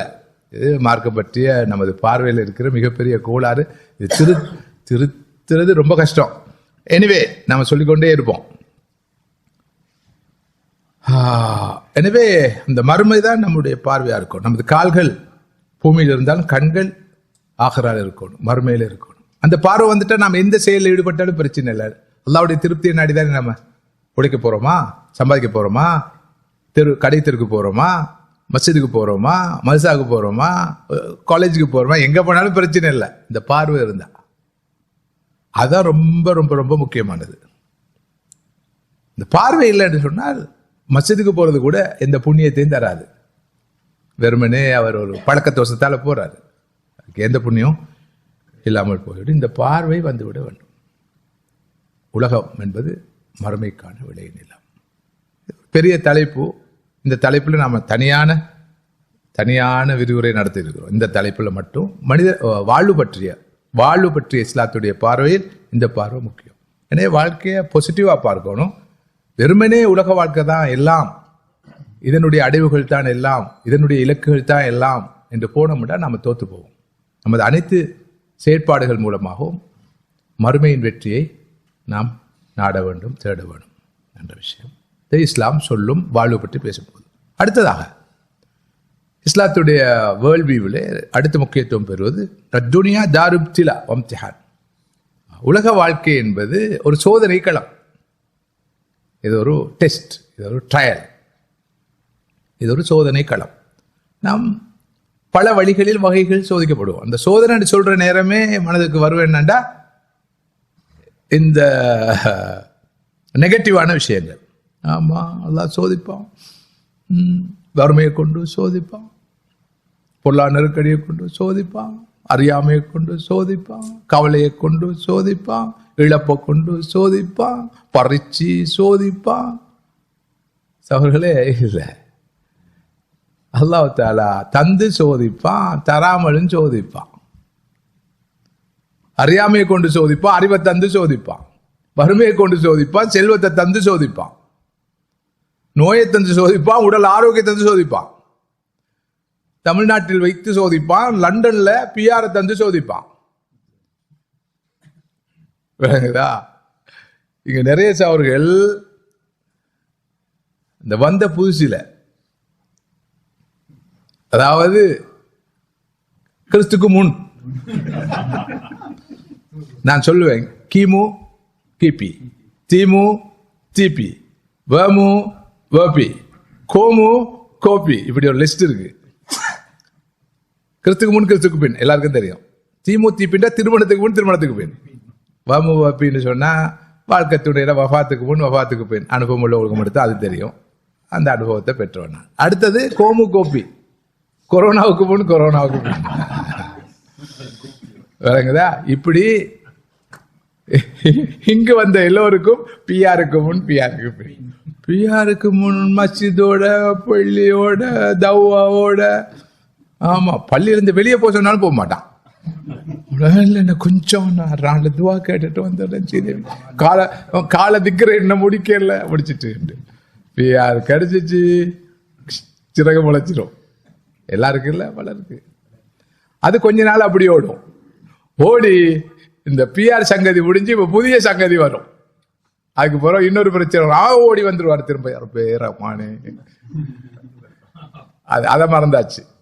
இப்படித்தான் நிறைய பேர் வாழ்க்கை ஓடிக்கொண்டு போதும். மனிதன் பழையனமான இன்சானும் தாயிஃபா, மனிதன் பழையனமா, அதெல்லாம் மன்னிக்க போதுமான. இதை வச்சு நாம அளவுக்கு அதிகமாக மனிதர்களை மட்டம் தட்டுறதெல்லாம் நல்லதில்லை. மனிதன் பழையனமானவன், அதான் அவனை மன்னிக்க போதுமானு தான் சொல்லணும். ஆனாலும் நாம் அந்த பழையனத்திலிருந்து கண்டிப்பாக விடுபட முயற்சிக்க வேண்டும். இந்த உலக வாழ்க்கை என்பது சோதனை களம். அல்லாஹ் தந்தும் சோதிப்பான், தடுத்தும் சோதிப்பான், பறித்தும் சோதிப்பான், கொடுத்தும் சோதிப்பான். அல்லது ஹல்கல் மௌத்த வல் ஹயாத்த லியப்லுவக்கும் அய்யுக்கும் அஹ்சன் அமலா, எல்லாருக்கும் பரிச்சயமான குர்ஆன் வசனம். வநப்லுவக்கும் பில் கைரி வஷ்ஷர்ரி பிஷ்ஷர்ரி வல் கைரி ஃபித்னா வலைனா துர்ஜாவுன். உங்களை நாங்கள் தீமையை கொண்டும் சோதிப்போம், நன்மையை கொண்டும் சோதிப்போம். தீமையை கொண்டு சோதிக்க எல்லாருக்கும் தெரியும், நன்மையை கொண்டு சோதிக்க பலருக்கு தெரியாது. நிச்சயமாக பல போது தீமையால சோதிக்கப்படுறது விளங்கும், நன்மையால சோதிக்கப்படுறது விளங்காது. சோதனை விளங்காது. அல்ஹம்துலில்லாஹ், சோதனை போய்விட்டது, அல்ஹம்துலில்லாஹ், பிரச்சனையே தீர்ந்து விட்டது என்று கூத்தடிக்க கும்மாளம் போட ஆரம்பிச்சிடணும். நன்மையை கொண்டு சோதிக்கிற நேரம் ரொம்ப கவனமா இருக்கணும். கையில காசு இல்லை, பொருள் இல்லை, வறுமையால சோதிக்கப்பட்டுரும், பொருளாதார நெருக்கடியால சோதிக்கப்பட்டுரும். அந்த நேரத்தில் என்ன உணர்வு இருக்கும்? யா அல்லாஹ், நீ எனக்கு தந்து பாரு, நான் எப்படி நடப்பேன் என்பதை நீ பார்ப்பேன். எப்படி கொடுப்பேன் தெரியுமா? அவன் கிள்ளி கொடுக்குறான், நான் அள்ளி கொடுப்பேன். அவன் இப்படித்தான் கொடுக்குறான், நான் இப்படி கொடுப்பேன். இதெல்லாம் துவா கேட்பான். வந்ததா காசு பணம், அவனாவது ஒழுங்கா கொடுக்குறான், யாரை பார்த்து சொன்னானோ. அதுக்கப்புறம் எவ்வளோ கஷ்டப்பட்டு சம்பாதிச்சா தெரியுமா, எவ்வளோ காலம் போச்சு தெரியுமா, படாத பாடுபட்டு இல்லையா சம்பாதிச்சுக்கிறேன், அப்படி லேசா கொடுக்கலாமா, எவ்வளோ தேவை இருக்குது நமக்கு. கருமித்தனம் வந்துடும். அது எவ்வளோ பெரிய சோதனை. எல்லாம் உடனே கொடுப்பான். கேட்குற அந்த அப்படி சரி, இப்போ அருளை தந்துட்டேன், உன்னோட அமானிதத்தை நிறைவேற்று. சோதனை, பெரிய சோதனை. இப்போ இங்கே நீங்கள் தவா சென்டருக்கு எனக்கு தெரியும், கடந்த 25 வருஷமா இங்கே வரவங்க இருக்கிறாங்க. தொடர்ந்து வந்து எல்லா நிகழ்ச்சிகளையும் வந்து கேட்டுக்கொண்டே தான் இருக்கிறாங்க. அது அருளா இல்லையா? அந்த அறிவு அந்த நாலேஜ் கிடைக்கிறது அருள். ஆனா பெரிய அமானிதம். எந்த மாற்றமும் இல்லை, எந்த பங்களிப்பும் இல்லை. அதே ஆள் தான், பிராண்ட் நியூ, ஒரு சேஞ்சும் இல்லை. இந்த நாளும் வந்து தலையாட்டி கேட்கறது. இதுக்கு மறுமையில பதில் சொல்லணும். இன்னொரு இருக்கு, அவருக்கு தெரியா, இந்த வாய்ப்பு கிடைக்கல, இந்த சந்தர்ப்பம் கிடைக்கல அவருக்கு. அவரை பொறுத்தவரை அல்லாஹ் நாளை மறுமையில மன்னிக்கலாம். அவர் சொல்வார், யா அல்லாஹ், தெரியாது ரப்பே, உனக்கு தெரியும் தானே, எனக்கு இந்த மெசேஜே கிடைக்கல. எனக்கு நல்ல ஞாபகம் இருக்கு அவர்களே, இங்க சொல்லியிருப்பேன் நான், இங்க எல்லாமே சொல்லி போடுவேன். இது 30ஆம் முறை இல்லையா? பல போது சில பல கதைகள், தெரிஞ்ச கதைகள், அதை குர்ஆனே ரிப்பீட் பண்ணுது. ஆனால் ரிப்பீட் பண்ண பரவாயில்ல, கண்டிப்பா இங்கே தான் சொல்லப்பட்டிருக்கும். பல இடங்களுக்கு போனால் நான் சொல்றதெல்லாம் புதுசு, இங்கே சொல்றதுல கொஞ்சம் ஒரு கணிசமான ஒரு % பழசா இருக்கும். நான் ஒரு மோல்டிவ்ஸுக்கு ஒரு முறை போயிருந்தேன், மாலைத்தீவு. அங்கே இலங்கையை சேர்ந்த நிறைய ப்ரொஃபஷனல்ஸ் இருக்கிறாங்க, எஸ்பெஷலி டீச்சர்ஸ். அங்களோட ஸ்கூல்ஸ்ல எல்லாம் நம்ம நாட்டு டீச்சர்ஸ் தான் இருக்கிறாங்க. சோஷியல் சயின்சஸ், அது மாதிரி நேச்சுரல் சயின்சஸ் கற்பிக்கிறவங்க. அப்போ அந்த நிகழ்ச்சியில் எல்லாம் வந்திருந்தாங்க, அந்த படித்த மக்கள் வந்திருந்தாங்க. அப்போ நான் இது ஒரு 15 வருஷத்துக்கு முன்னால் குறைஞ்சபட்சம் வந்திருந்த நேரத்தில் என் பேச்சு சாதாரணமாக ஒரு தலைப்புல ஏதோ பேசுன்னு சொல்லுங்க. பேச்சு முடிஞ்ச பிறகு கேள்வி பதில் Q&A நேரம் ஒருவர் வந்தார் மேடைக்கு. வரக்கூட டென்ஷன் ஆகிட்டாங்க ஆர்கனைசர்ஸ். ஏன்னா ஒரு வித்தியாசமான ஆள், அவர் ஒரு நாஸ்திகரான், ஒரு ஏத்திஸ்ட், வரவே மாட்டானா, ஹிஸ்ட்ரி ஒரு ப்ரொஃபஸர் அவர். அப்படி வந்தார், வந்து அப்படி சபையை பார்த்தாரு. எனக்கு அவரை தெரியாது, அவருக்கு என்ன தெரியாது உண்மையிலே. வந்து மைக் எடுத்து சொன்னார். உங்களுக்கு எல்லாருக்கும் ஆச்சரியமாக இருக்கும் நான் வந்தது, நிகழ்ச்சிக்கு வந்தது ஆச்சரியமாக இருக்கும். அதை விட மேடைக்கு வந்தது இன்னோட ஆச்சரியமாக இருக்கும். ஏதோ நான் குழப்பம் வந்ததாக தான் நீங்கள் நினைப்பீங்கன்னு எனக்கு தெரியாமல் இல்லை. நான் வித்தியாசமாக வந்து உங்களுக்கு தெரியும் அப்படி இப்படி சொல்லி போட்டு சொன்னார்.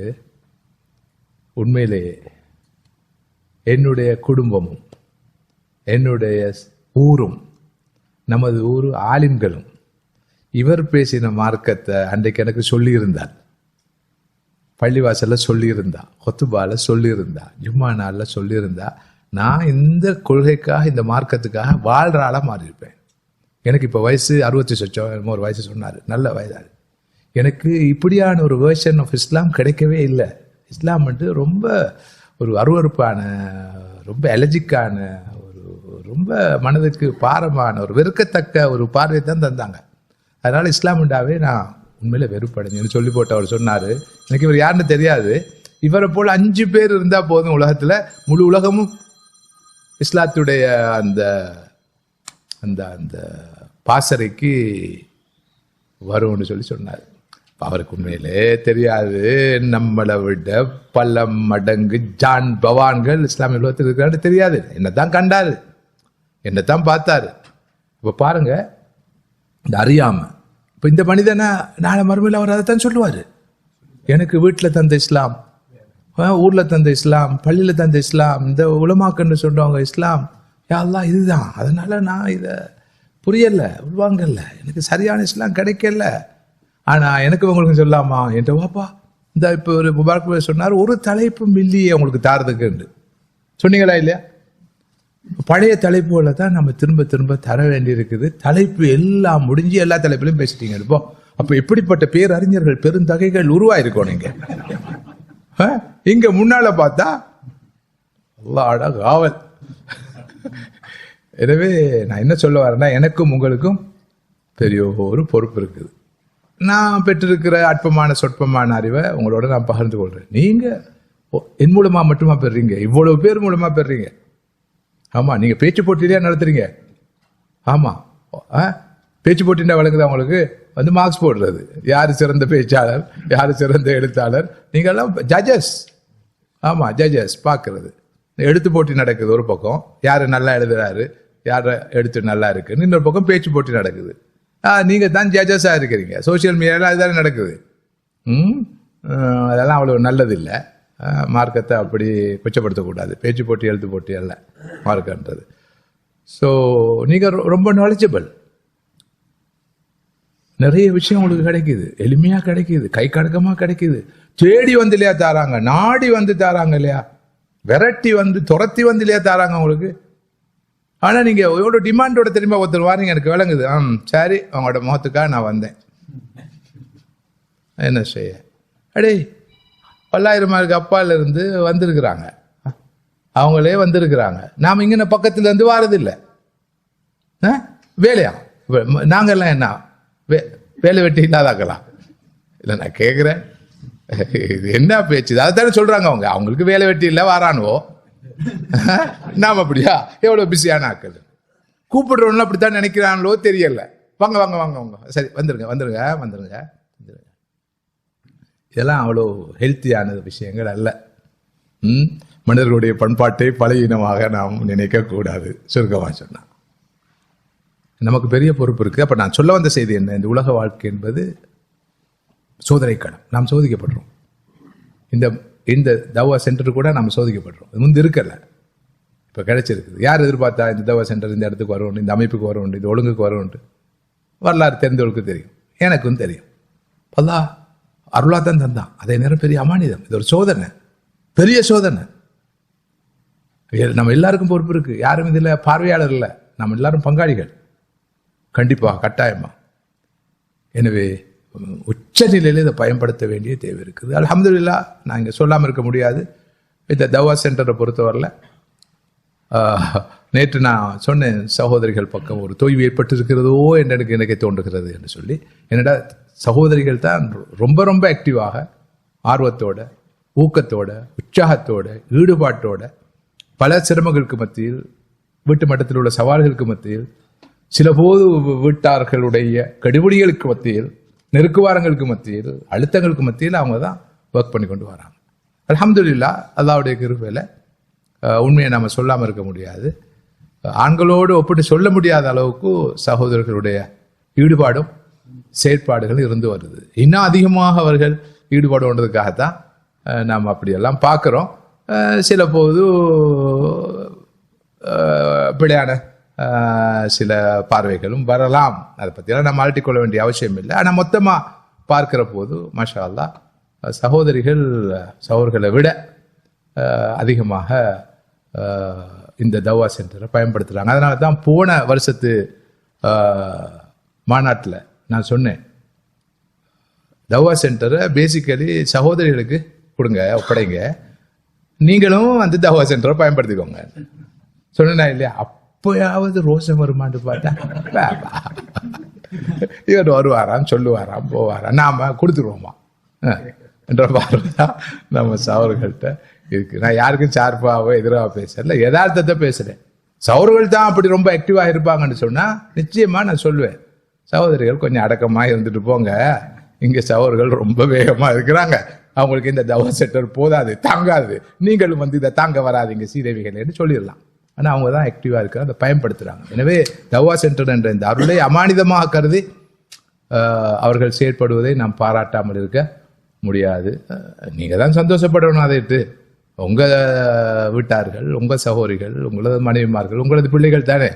எனவே என்னுடைய ஒரு குழந்தையா இருந்தா அவர் மகளுக்காக சொல்றாராவது சொல்லலாம், எல்லாம் உங்க ஆக்கள் தான். அதனால அந்த பெருமையும் உங்களைத்தான் சாரும். நீங்க கொலரா பண்ணிக்கொள்ளலாம். ஆமா, நம்ம வீட்டார் தானே, அவரை பத்தி தான் பேசுறாரு. இந்த ஜாக்கிர் பாருங்க தலையை போட்டு ஆட்டுற மாதிரி, ஏன்னா அவருக்கு நேற்று வீட்டுல நல்லா கிடைச்சிருக்கு போல விளங்குது எனக்கு. இப்ப நான் சொல்லக்கொள்ள அதான் அதான் அதான் சொல்லுங்க சொல்லுங்க, அவங்கதான் அப்படித்தானே, அப்படியா இல்லையா? நான் உண்மையிலே எதுவும் சும்மா சொல்ல மாட்டேன், கண்டிப்பா கிடைச்சிருக்கும் அவருக்கு.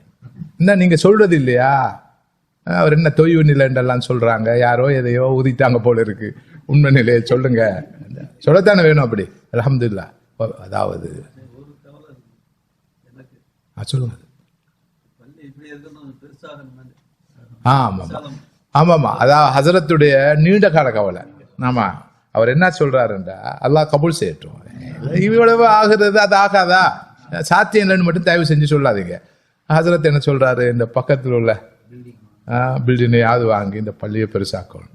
இப்ப நானும் இப்ப 2 வருஷத்துக்கு முன்னால அந்த இடத்துல ஒரு பில்டிங்கை காட்டி சபோல்லாஜி பாகுபதெல்லாம் சொன்னேன், அதை வாங்கிடுவோம், ஏதோ ஒரு பில்டிங் இருக்குன்னு சொல்லி அதை வாங்கிடுவோம். என்னமோ நான் வாங்கி போடுற மாதிரி சொன்னேன். இவங்க மனசால சிரிக்கிறதாக சொல்லிட்டு போவார், என்னமோ வாங்கி போட்டுருவோம் வேண்டுறாரு அப்படின்னு. 4 பேர் சொல்லும் போது அது நடக்கத்தான் செய்யும். அல்லாஹ்வுடைய கிருபையில இன்ஷா அல்லாஹ் இது ஒரு பரிபூர்ணமான ஒரு இஸ்லாமிய கலாச்சார நிலையமாக இன்ஷா அல்லாஹ் இந்த ஈஸ்டர்ன் பகுதியில் வரும். இது முழு லண்டனுக்குமான ஒரு நிலையமாக, அதனை கடந்து முழு யூகேக்குமான ஒரு இஸ்லாமிய நிலையமாக இன்ஷா அல்லாஹ் எதிர்காலத்தில் வர வேணும். அதுக்கான அத்திவாரம் போடப்பட்டிருக்கு. இன்ஷா அல்லாஹ் அடுத்த தலைமுறை அதை இன்ஷா அல்லாஹ் சிறப்பாக சீராக முன்னெடுத்து கொண்டு போவாங்க. சில போது நம்முடைய பெயர்களும் அந்த வரும். இப்படி ஒரு ஆள் அந்த காலத்துல வந்து சத்தம் போட்டு எப்படி கண்டிப்பா கண்டிப்பா இன்ஷா அல்லாஹ் விதினில்லா அல்லாஹ் பரக்கத் செய்யட்டும். சரி, நாம விஷயத்துக்கு வருவோம். உண்மையிலே அந்த வகையில இந்த உலக வாழ்க்கைய சோதனையாக பார்த்து நாம செயற்பட வேண்டிய தேவை இருக்குது. அந்த வகையில மாஷா அல்லாஹ் இந்த நாட்டில் நாம் ஆரம்பத்தில் வந்தபோது, நீங்கள் எல்லாரும் வந்தபோது இங்கே எதுவுமே இருக்கல, கனவு கூட காணல, எப்படியா நிலை இருந்துச்சுன்னு நான் திரும்ப திரும்ப நினைவுபடுத்த வேண்டிய அவசியம் இல்லை. அல்லாஹ் தஆலா இந்த இடத்துக்கு கொண்டு வந்திருக்கிறான்டா. ஒரு பக்கம் அல்லாஹ்வுடைய அருள், 2வது சில சகோதரருடைய கவலை, முயற்சி, உழைப்பு, இந்த சோதனையை வெல்லணும்னு சொல்லி இந்த நேரத்தில் நான் ஒரு சகோதரன் ஞாபகப்படுத்துறேன்.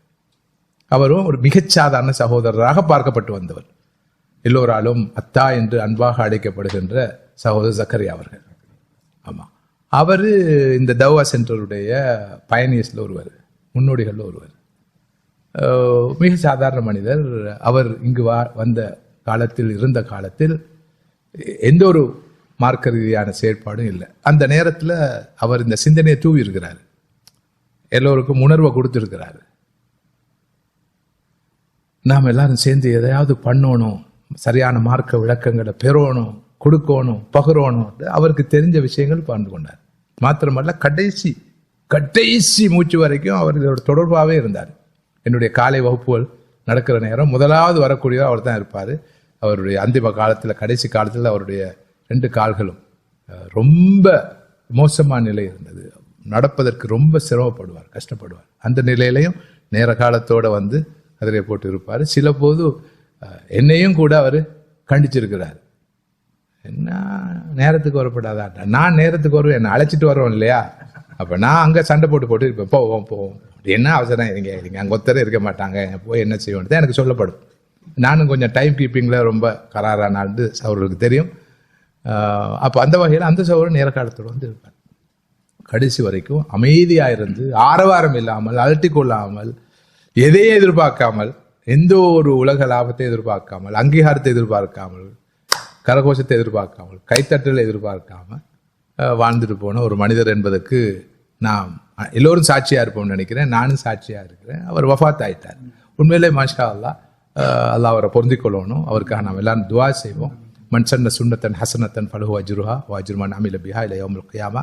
யார் ஒரு நல்ல சுன்னாவை, நல்ல ஒரு வழிமுறையை, நல்ல மரபை துவங்குவதற்கு காரணமாக இருக்கிறாரோ, அதுக்கு ஒத்துழைப்பு வழங்குகிறாரோ, அவருக்கு அதுக்குரிய கூலி கிடைக்கும். அந்த நல்ல சுன்னா இருக்கும் காலமெல்லாம் அவருக்கு கூலி கிடைத்து கொண்டே இருக்கும். அந்த வகையில் பலர் பங்களிப்பு செய்தது போல அவருடைய மட்டத்தில் அவரால் முடியுமான அந்த பங்களிப்பை செய்திருக்கிறார் என்பதற்கு நாம் எல்லாம் சாட்சியாக இருக்கிறோம். பாருங்க, எங்கேயோ பிறந்த மனிதர், அவருக்கு ஏதோ வியட்நாம் ஒரு தொடர்பும் இருக்குது, அங்கே தமிழ்நாட்டிலே ஏதோ ஒரு தொடர்பு, எங்கேயோ பிறந்து எங்கேயோ வளர்ந்து இங்கே வந்து வாழ்ந்தாலும் அவர் மாஷா அல்லாஹ் தடம் பதிச்சுட்டு போயிட்டார். பாருங்க, அவரை நாங்கள் இங்கே ஞாபகப்படுத்துகிறோம். எவ்வளோ பெரிய பெரிய ஜான் பவான்கள்லாம் இங்கே வாழ்ந்துட்டு காசு சம்பாதிச்சுட்டு போனாங்க. அவங்களெல்லாம் நான் ஞாபகப்படுத்துகிறோமா, நினைவு கூறுறோமா? இல்லை. இந்த நேரத்தில், இந்த வாழ்வு பற்றிய இஸ்லாமிய நோக்க பேசுகிற நேரத்தில் அவரை பற்றி நான் பேசுகிறேன்னு சொன்னால் அவர் ஒரு பாக்கியசாலி. நம்ம எல்லாரும் சாலிஹான மனிதர்கள். அவருக்காக உள்ளத்தால் துவா செய்கிறோம். அல்லாஹ் மஃபுர் லஹு வஆஃபி வஅஃபு அன்ஹு வஅக்ரிம் நுஸுலஹு வஸ்ஸி முத்கலஹு வகஸில்ஹு بالماء والثلج والبرد ونقه من الخطايا كما ينقى الثوب الأبيض من الدنس اللهم لا تحرمنا أجره ولا تفتنا بعده واغفر لنا وله. அவருக்கு இந்த துவாவை செய்கின்ற மிகப்பெரிய ஆன்மீக தார்மீக கடப்பாடு எனக்கும் உங்களுக்கும் இந்த தவா சென்டரை சார்ந்தவர்களுக்கும் இருக்கிறது என்று சொன்னால் நீங்கள் அனைவரும் உடன்படுவீர்கள். மாநாட்டு உரையிலே இறுதியாக இதை சொல்ல வேண்டும் என்று நான் உத்தேசித்திருந்தேன். ஆனால் அந்த நேரம் போதாமை காரணமாக சில பல விஷயங்களை சொல்ல முடியாமல் போய்விட்டது. எனக்கு கடைசியாக அன்னாருக்காக 4 வார்த்தைகள் பேசி அவருக்காக துவா செய்கின்ற சந்தர்ப்பம் கிடைக்காத போதும் இன்றாவது அந்த சந்தர்ப்பம் கிடைத்தது. மனதுக்கு ரொம்ப திருப்தியாக இருக்குது, நிறைவாக இருக்குது. அவருக்கு எனக்கு எந்த கொடுக்கல் வாங்குறது இல்லை, எதுவும் கிடையாது. பட் அல்லாஹ்வுக்காக நாம் நேசித்த ஒரு உயர்ந்த மனிதர். அல்லாஹ் அவரை கபூல் செய்ய போதுமானவன். அல்லாஹ் இந்த உலக வாழ்க்கையை ஒரு சோதனை களமாக பார்த்து கடைசி காலத்தில் அவருக்கு விளங்கிட்டு இங்கே இருக்கிறதுல அர்த்தம் இல்லை, புண்ணியம் இல்லை, ஊருக்கு போய் கிராமத்துக்கு போய் சாதாரணமாக ஒரு வீட்டில் இருந்து ஓய்வாக இருந்து, நான் அவர் சுகீனமாக கடும் சுகீனமாக இருக்கும்போது சவர் முபாரக் போயிருந்தார். நல்ல நேரம் அவரோட நான் தொலைபேசியில் 4 வார்த்தை பேசினேன். அதையும் நான் ஒரு ரொம்ப பெரிய ஒரு பாக்கியமாக தான் கருதுகிறேன். நல்ல மனிதர்கள், அவருடைய துவா, அந்த நேரம் நல்ல 4 வார்த்தைகள் சொன்னார். அந்த வகையில் அவர் பாக்கியசாலி என்று நாம் நினைக்கிறோம். அதான் அவருக்கு உயர்ந்த ஜன்னத்துல் ஃபிர்தௌஸ் இந்த பதவி கொடுத்தால் புரிவானா. எனவே சகோதரர்களே, சகோதரிகளே, இந்த உலக வாழ்க்கை ஒரு சோதனை களம். பல வழிகள் சோதிக்கப்படுவோம். கடைசியாக மௌத்தை கொண்டு சோதிக்கப்படுவோம். Final test. அதோடு இந்த வாழ்க்கை முடியும் என்பதுதான் வாழ்வு பற்றிய இஸ்லாத்துடைய பார்வை. அடுத்தது, உலக வாழ்க்கை பற்றிய இஸ்லாத்துடைய பார்வை மொடரேட் ஆனது, நடுநிலையானது. உலக வாழ்க்கையை துறக்கவும் சொல்லாது, உலக வாழ்க்கையை அப்படியே அணைக்கவும் சொல்லாது, அரவணைக்கவும் சொல்லாது. இந்த மொடரேஷன் ரொம்ப முக்கியம். இது பற்றி நிறையவே நாம் பேசியிருக்கிறோம். உலக வாழ்க்கையை பொறுத்தவரையில் முழுக்க நாம் அந்த முனைக்கு செல்ல மாட்டோம், இந்த முனைக்கு செல்ல மாட்டோம். உலக வாழ்க்கையில் மூழ்கவும் மாட்டோம், உலக வாழ்க்கையை முற்றாக துறக்கவும் மாட்டோம். இந்த ரெண்டுக்கும் இடையில உள்ள இந்த பேலன்ஸ் ரொம்ப முக்கியமானது. வசத்தியா கோட்பாட்டு, இஸ்லாம் சொல்லும் நடுநிலை கோட்பாட்டை நம்ம தனியாக பல மணி நேரம் விளக்கி இருக்கிறோம். எனவே அதன் காரணத்தினால் நான் நினைக்கிறேன் அந்த விஷயத்தை விரிவாக விளக்க வேண்டிய தேவை இருக்காது. குர்ஆன் சொல்லுகிறது வப்தகி ஃபீமா அதாக அல்லாஹு தாரல் ஆஹிரா வலா தன்ஸ நஸீபக மினத் துன்யா. அல்லாஹ் உனக்கு தந்ததை வைத்து நீ மறுமையை தேட வேண்டும். உலகத்தில் உனக்கு ஒரு பங்கு இருக்குது, அதை நீ மறக்கக்கூடாது. இதைத்தான் நான் அடிக்கடி சொல்வேன். மறுமை விஷயத்தில் ஓடி செல்ல வேண்டும், விரைந்து செல்ல வேண்டும், வேகமாக செல்ல வேண்டும், போட்டி போட்டுக்கொண்டு செல்ல வேண்டும். உலக விஷயத்தில், துனியாவுடைய விஷயத்தில் நடந்து செல்ல வேண்டும், அமைதியாக செல்ல வேண்டும். இந்த பேலன்ஸ். அல்லாஹ்வை திக்ர் செய்ய ஜும்மாவுடைய நாளில் நீங்கள் ஃபஸஅவ் இலா திக்ரில்லாஹ், விரைந்து செல்ல வேண்டும். வஸாரிஉ இலா மக்ஃபிரா மின் ரப்பிக்கும், உங்களது ரப்புடைய மக்ஃபிரத்தை பெறுவதற்கு, மன்னிப்பை பெறுவதற்கு வேகமாக செல்ல வேண்டும். ரிதுவானை பெறுவதற்கு வேகமாக செல்ல வேண்டும். ஃபஃபிர்ரு இலல்லாஹ், அல்லாஹ்வை நோக்கி விரைந்து செல்ல வேண்டும், பறந்து செல்ல வேண்டும். உலக வாழ்க்கையை பொறுத்தவரை ஃபந்தஷிரு ஃபில் அர்த், பூமியில் பறந்து செல்ல வேண்டும். பறந்து அல்ல, பறந்து செல்ல வேண்டும். ஒன்று பறந்து செல்லல், அடுத்தது பறந்து செல்லல். வழங்குதா ரெண்டுக்கு வித்தியாசம்? ஆமா, ஒன்று வல்லினம், அடுத்தது மெல்லினம். அடுத்தது ஃபம்ஷு ஃபில் அர்த் வப்தகு மின் ஃபத்லில்லாஹ், பூமியில் நடந்து செல்ல வேண்டும். போல ஜஅலக்கும் தலூலான் ஃபம்ஷி ஃபீ மனாகிபிஹா வகுலு மின் ரிஸ்கிஹி வலஹு நஷா. இந்த பேலன்ஸ், மறுமை விஷயத்தில் விரைந்து செல்லல், பறந்து செல்லல், வேகமாக செல்லல். வஸாரிஉ வஸாபிகு ஃபஸ்தபிகு வஃபீ ذلك ஃபல்யதனாஃபஸில் முத்தனாஃபிஸூன், போட்டி போட்டுக்கொண்டு செல்ல வேண்டும். ஆண்களா பெண்களா? இப்ப நான் இப்படி சொல்றதுக்கு காரணம், ஆண்களுக்கு ரோஷம் வரணும். பாருங்க சகோதரிகள் அப்படி வேலைச்சாங்க. அதுக்குள்ள ஆண்கள் நாமளும் செஞ்சு காட்டுவோம், வார வருஷம் நம்மளை பத்தி நல்ல வசனம் பேசட்டும். இது நல்ல விஷயம். ஜஅல்னா முத்தகீன இமாமா, முத்தகீன்களுக்கு நம்ம இமாம்களாக, தலைவர்களாக ஆக்கி அருள் புரிவான்னு துஆ கேட்க சொல்லிருக்கு. அந்த கிளப்புக்கு, இந்த அசோசியேஷனுக்கு தலைவராய் புண்ணியம் இல்லை. அதனால தான் பள்ளிவாசல்ல தலைவராகிறதுக்கு ரொம்ப ஆர்வம் காட்டுறாங்க எல்லாரும், முத்தகீன்களுக்கு தலைவராக இருக்கிறது. சரி, அப்படியா இருந்தா நல்லது, சந்தோஷம். அப்படியா இருந்தா நல்லது, சந்தோஷம். அப்படி இல்லைன்றதான் தான் கவலைக்குரிய விஷயம். அந்த குர்ஆன் ஆயத்தை நம்ம வாழ்க்கையில செயல்படுத்துறதுக்கு, தக்வா உள்ள ஈமான் தாரிகளுக்கு நான் தலைவராவதற்காகத்தான் இவ்வளவு பாடுபடுறேன் என்று அந்த நியத்து இருந்தா நல்லது தானே? ஓகே. அப்ப மறுமை விஷயத்தில் இப்படியான ஒரு நிலைப்பாடும், உலக விவகாரங்களில் தேங்கி இருக்கக்கூடாது, ஸ்தம்பிதம் இருக்கக்கூடாது. செயற்படணும், ஆனால் நடந்து போகணும், மெதுவா போகணும். இந்த ரேஷியோ கண்டிப்பா வாழ்க்கையில கடைபிடிக்கப்படணும். இதுதான் இஸ்லாத்துடைய அந்த நடுநிலை பார்வை. நமது பார்வை எப்படி இருக்குது, நமது போக்கு எப்படி இருக்குதுன்னு நம்ம யோசிக்கணும். அடுத்தது, இந்த உலக வாழ்க்கை ஒரு ஜீனா, இதுக்கு கைமா இல்லை. துனியா ஜீனத்துன் வலைசத் கைமா. உலக வாழ்க்கை என்பது ஒரு அலங்காரம் தான், இதுக்கு பெரிய பெருமானம் கிடையாது. ஒன்று நிலையற்றது இல்லையா? ஏதாவது ஒன்று நிலைக்குமா? குறைஞ்ச இந்த இளமையாவது நினைச்சத்தோட, குறைந்த மஷராவது தொடர்ந்து கருப்பா இருக்க மாட்டு பார்த்தா அதுவும் நினைச்சு போகுது, கொட்டியும் போது தலையில மஷரே கிடையாது. எதுவாவது நிலைக்குதா? எதுவும் நிலைக்காது என்பது மட்டும்தான் நிலையானது. எதுவும் நிலைக்காது என்பது மட்டும்தான் நிலையா இருக்குது. எல்லாமே இழப்பு தான். ஆரோக்கியம் நிலைக்குதா? இளமை நிலைக்குதா? செல்வம் நிலைக்குதா? சந்தோஷம் நிலைக்குதா? ஏதாவது ஒன்று நிலைக்குதா? அப்ப இது ஜீனா தானே. நீங்க சொல்ல நம்ம படம், ஜஸ்ட் ஒரு படம், ஒரு பிரமை, ஒரு மத்தா. மர்மம் தான் நிலையானது. எனவே இந்த உண்மையையும் இஸ்லாம் புரிந்து கொள்ளுமாறு சொல்கிறது. இது பற்றி நீங்க படிக்கணும். சூரா அல் ஹதீதுடைய 20வது ஆயத்தை படிக்கணும்.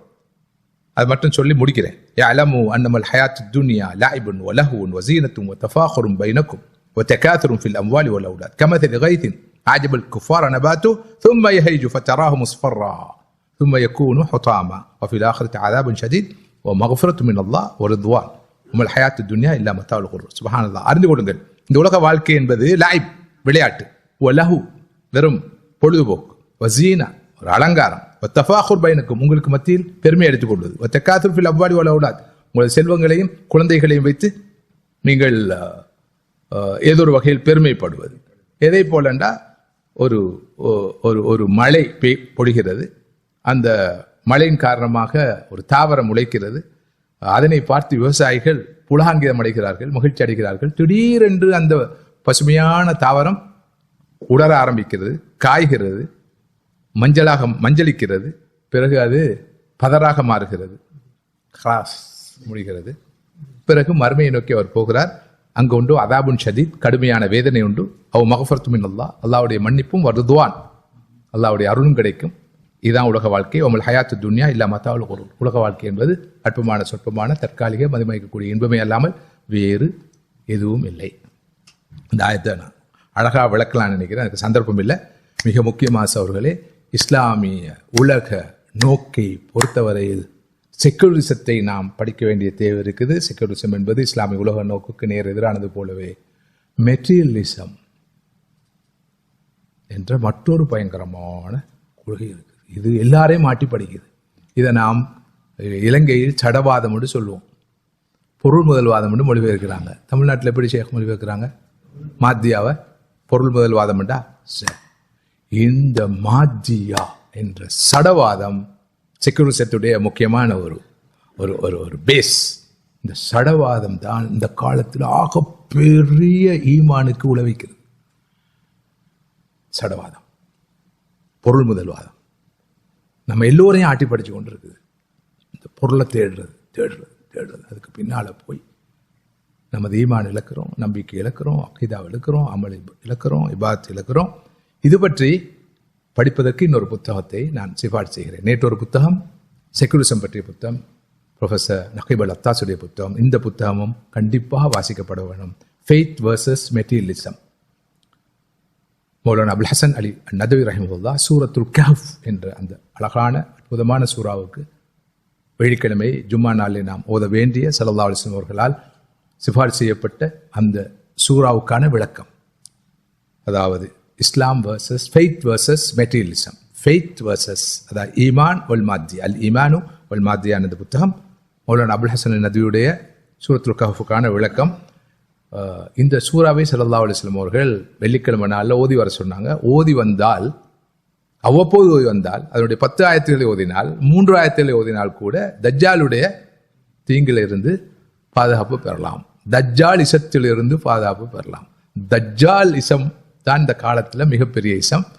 அதனுடைய ஒரு வடிவம் செக்குலரிசம், அடுத்த வடிவம் மெட்டீரியலிசம். இது பற்றி இன்ஷா அல்லாஹ் அல்லாஹ் நாடினால் மீண்டும் சந்தித்தால் நாம் பேசலாம், அல்லது மற்றொரு அறிஞர் மூலமாக இந்த விளக்கத்தை இன்ஷா அல்லாஹ் நாம் பெற்றுக்கொள்ளலாம். இந்த இஸ்லாத்துடைய பார்வையில் இந்த தஜ்ஜாலிசம் எவ்வளவு பயங்கரமானது, அதுதான் மெட்டீரியலிசம், அதுதான் செக்குலரிசம். அது பற்றி இன்னும் சற்று விரிவாக நீங்கள் தெரிந்து கொள்வது, படிப்பது நல்லது. அதுக்கு இந்த புத்தகம் கண்டிப்பாக உங்களுக்கு உதவும். இதைவிட நான் சொல்வதற்கு வேறு எதுவும் இல்லை. இன்ஷா அல்லாஹ் இந்த ஆண்டு நமது வகுப்பு தொடரை, அமர்வு தொடரை இத்தோடு நிறைவு செய்து கொள்வோம். இன்ஷா அல்லாஹ் வெள்ளிக்கிழமை மற்றும் ஒரு பேனல் டிஸ்கஷன் ஒழுங்கு செய்யப்பட்டிருக்க நினைக்கிறேன். அதில் அல்லாஹ் நாடினால் சந்திப்போம். வாஹிரு தஅவானா அல்ஹம்துலில்லாஹி ரப்பில் ஆலமீன். அஸ்ஸலாமு அலைக்கும் வரஹ்மத்துல்லாஹி வபரகாத்துஹு. ஜஸாக்குமுல்லாஹு கைரன்.